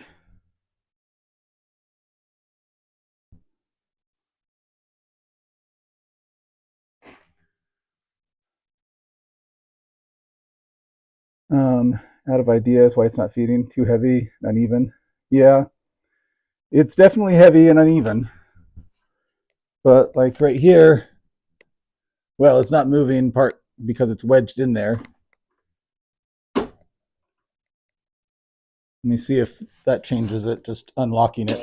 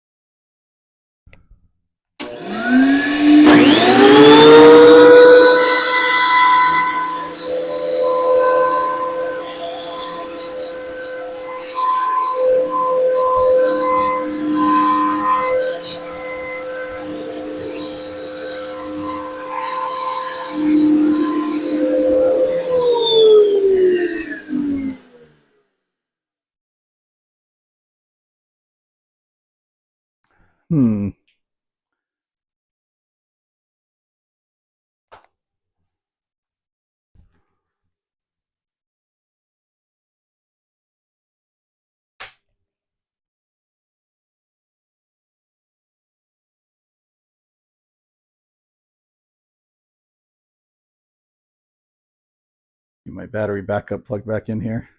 There you go. All right.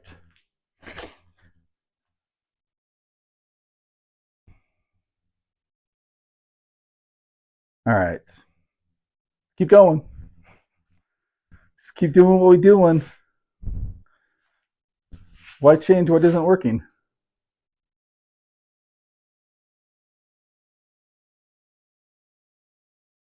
Right? Am I right?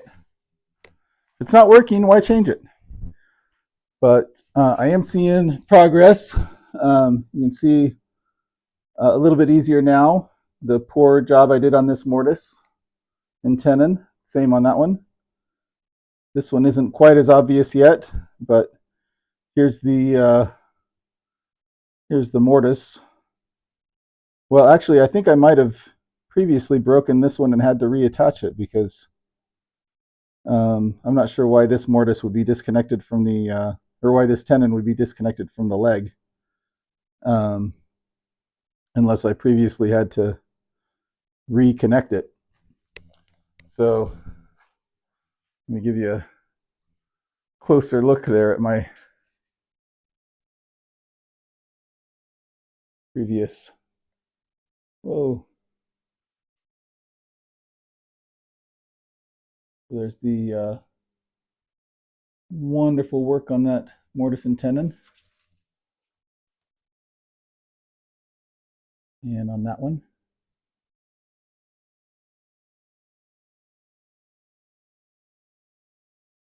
Not quite as tight as you might want it.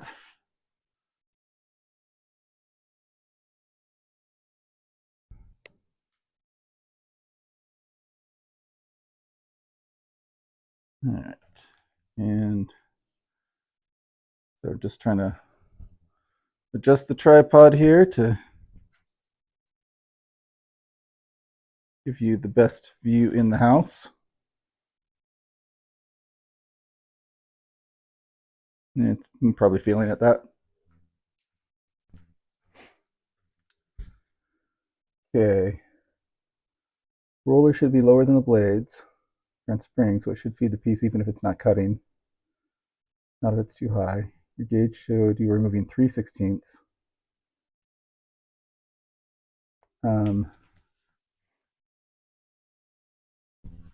Did it? Yeah, I only reduced that by a quarter turn. So I'm not sure why it would have showed that.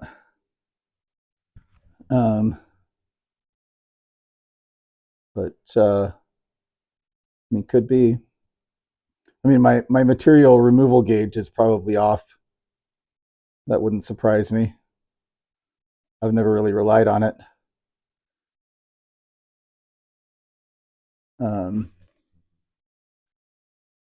So, all right. I might be getting a little worn out.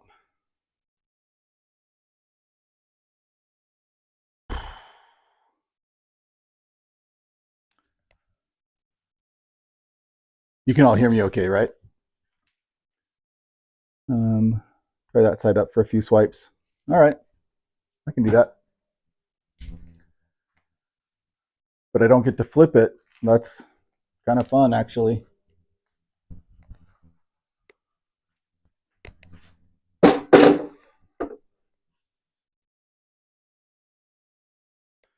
I'm actually gonna flip it around this side.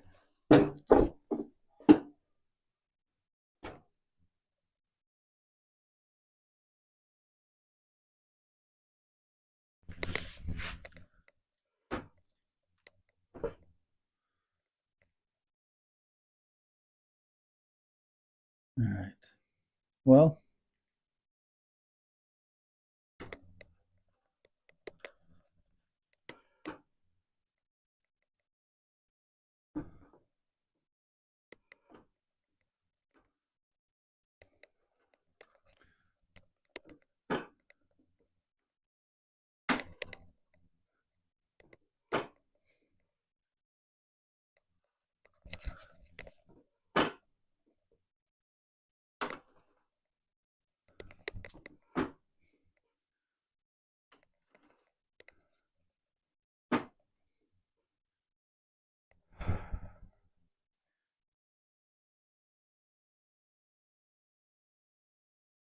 that should be plenty of clearance, but let's see.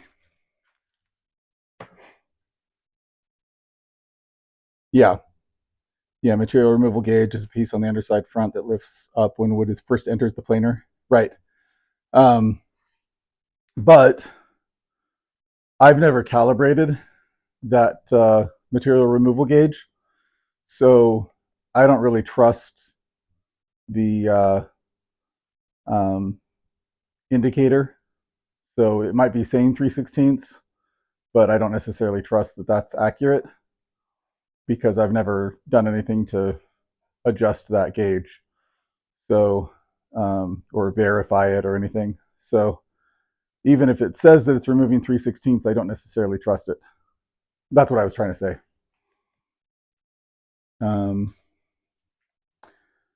right.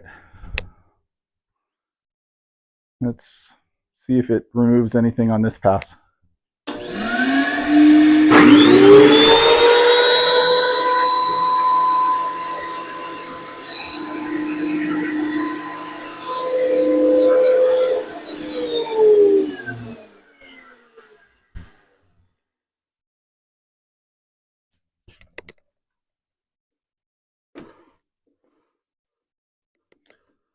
Oh, you know what? I think I might have been. I know what my problem was there. And this might have been my problem earlier, too. Now that I'm thinking about it.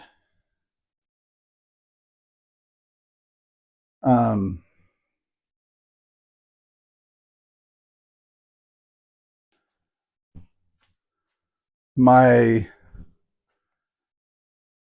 planing surface, my width, is I think either 12 or 12 and a half inches. This workpiece is not much smaller than that. So there are little lips, I guess, on the edge of that bed. So if I try to feed it not on the planing surface, it's going to run into that and stop. So that's probably what was just happening. That wouldn't explain what was happening before, unless one of these like jagged edges, like over here. So let me show you on camera, if possible.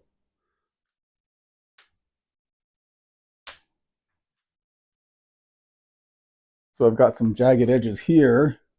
So if this were on the bottom and this were catching on that surface, that might be more than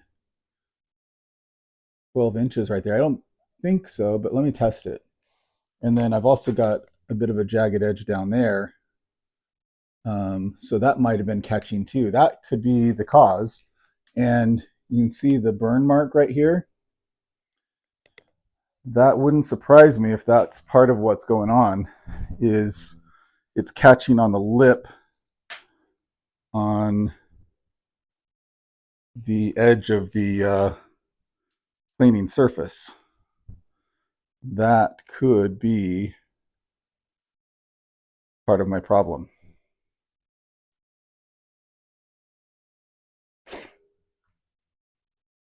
All right, because this should have plenty of clearance to go through, but I was like, why is it not going? I've got to keep lowering and lowering and lowering. Okay, I just need to make sure that I don't catch those edges as it's going through. I'm gonna put this in there.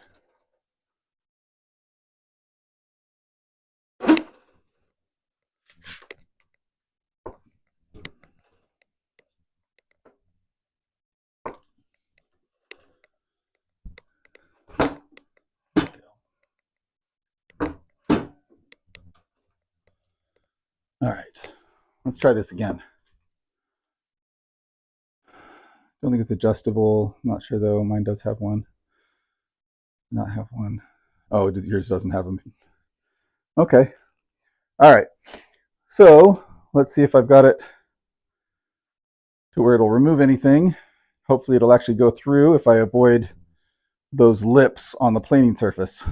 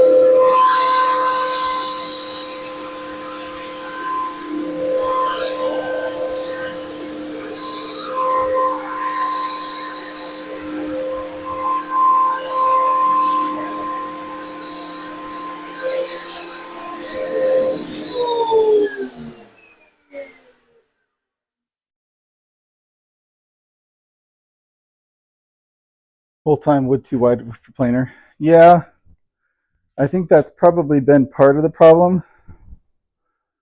I think another issue is that as it's moving through, my outfeed support is a little bit lower than my planing surface. And so I think my, the wood is the weight of the wood is coming down over here, sticking up in here. And so it's kind of getting stuck in the planer. But I think that last couple times, I kept going on this side, on the bottom side, but instead of just going through the same direction, I turned it, and then it got caught, even though I only did a quarter turn on going down. So, like, I don't even know, man. I think this might just be too tough of a task to the planer. And I've been keeping a keen eye on making sure it doesn't get caught on the edges. So that's why I cut off a chunk to start. So, we've got a few chunks over here from, that I cut off with the circular saw before I started with the planer. So trying to make sure that it was, no more than 12 inches, because I think I've got a 12.5-inch capacity. So I was like, let me just make it no more than 12, and then I've got a 1/2 inch of extra. And it's kind of wonky, right? It's not like it's a uniform 12 inches wide the whole way. Some areas it's 12, some areas it's not. Some areas it's 12 on bottom and not on top. Or it's a different, my like down here, it's the bottom, or really the top, because the bottom is on top right now, but the top of it extends out further on this side, whereas the bottom extends out further on this side. So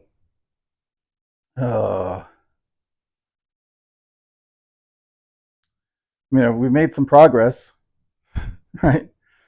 So it's definitely flatter than it was when I started.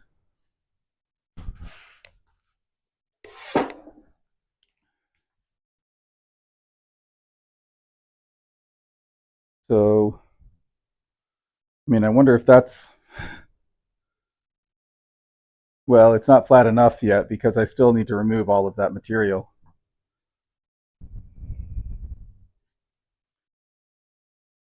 So,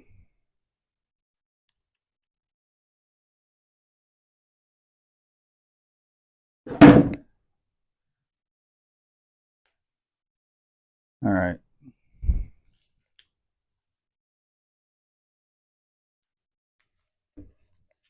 Ugh. Keep going. Why stop just because something isn't working? Way past your bedtime, Todd? Yeah.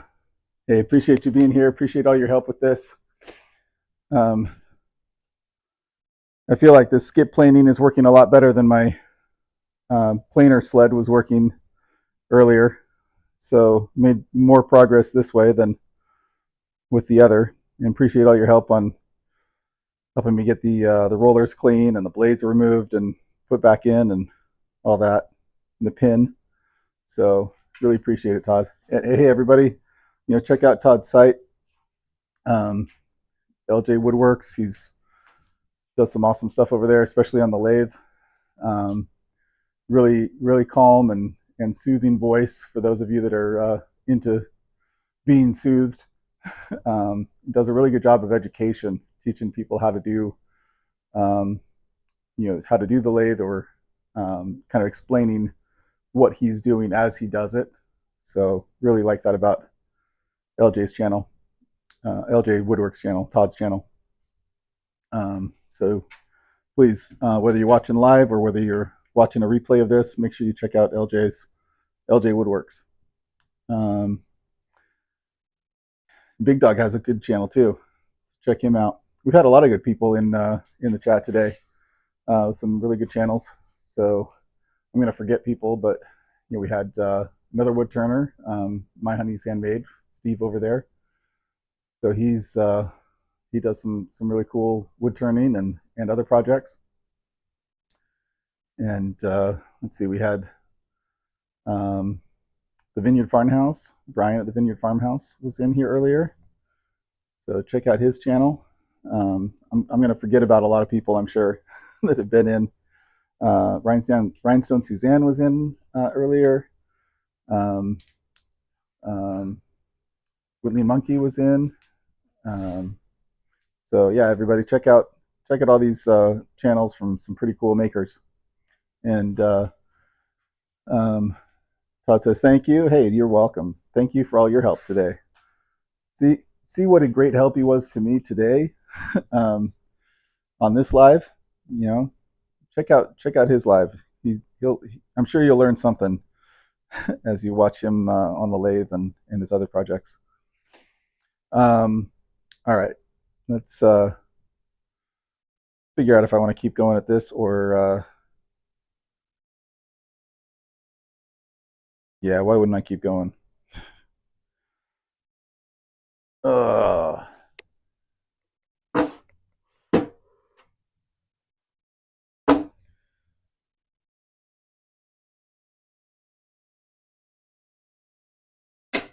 right, let's go.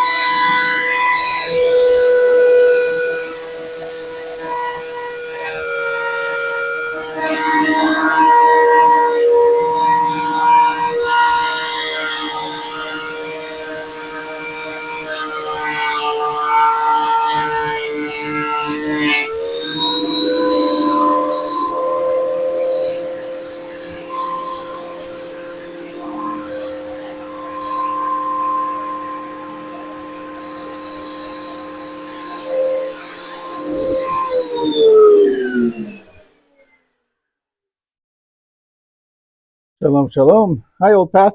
Thanks for being here, dude. I feel like this is finally starting to work a little bit. And we're getting most of that old epoxy and polyurethane off of that top layer, which is my goal.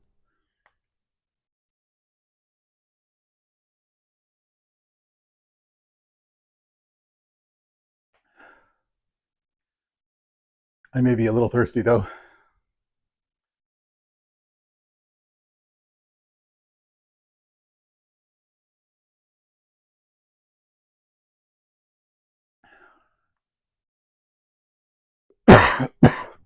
Whew.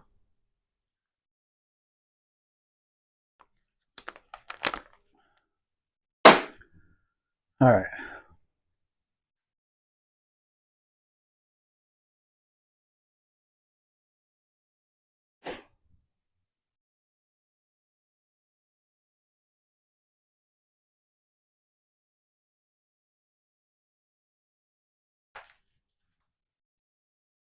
All right.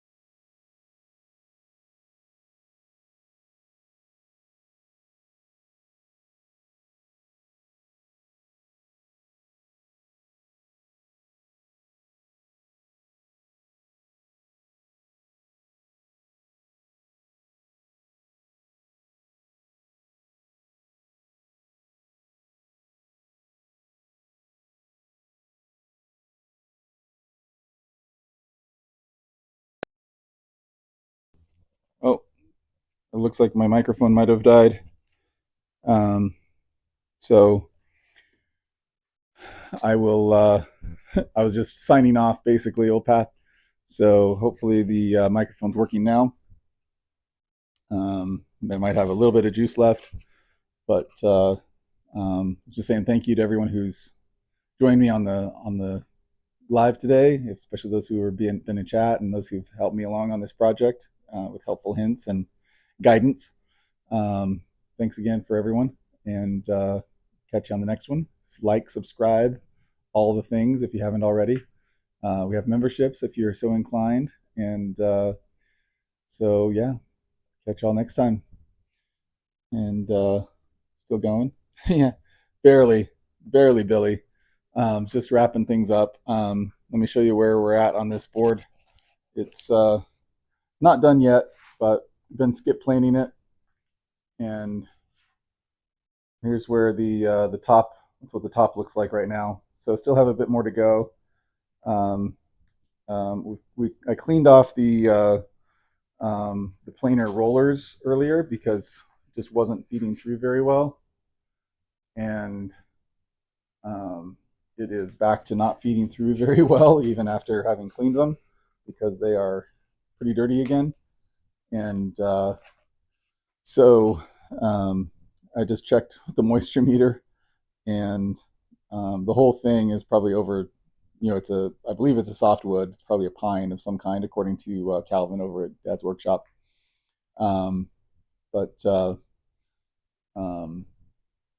Yeah, it's basically at least 25% moisture throughout, and in places it's up over 65, maybe even 70% moisture, according to the moisture meter. So it's gummed up the rollers again, not really feeding through very well. I don't really want to clean and start back over again tonight, so I'm gonna call it good. But yeah, thanks to everyone who's joined in, who's been watching the chat, or who's been watching the video, who's been joining in the chat, and like, subscribe.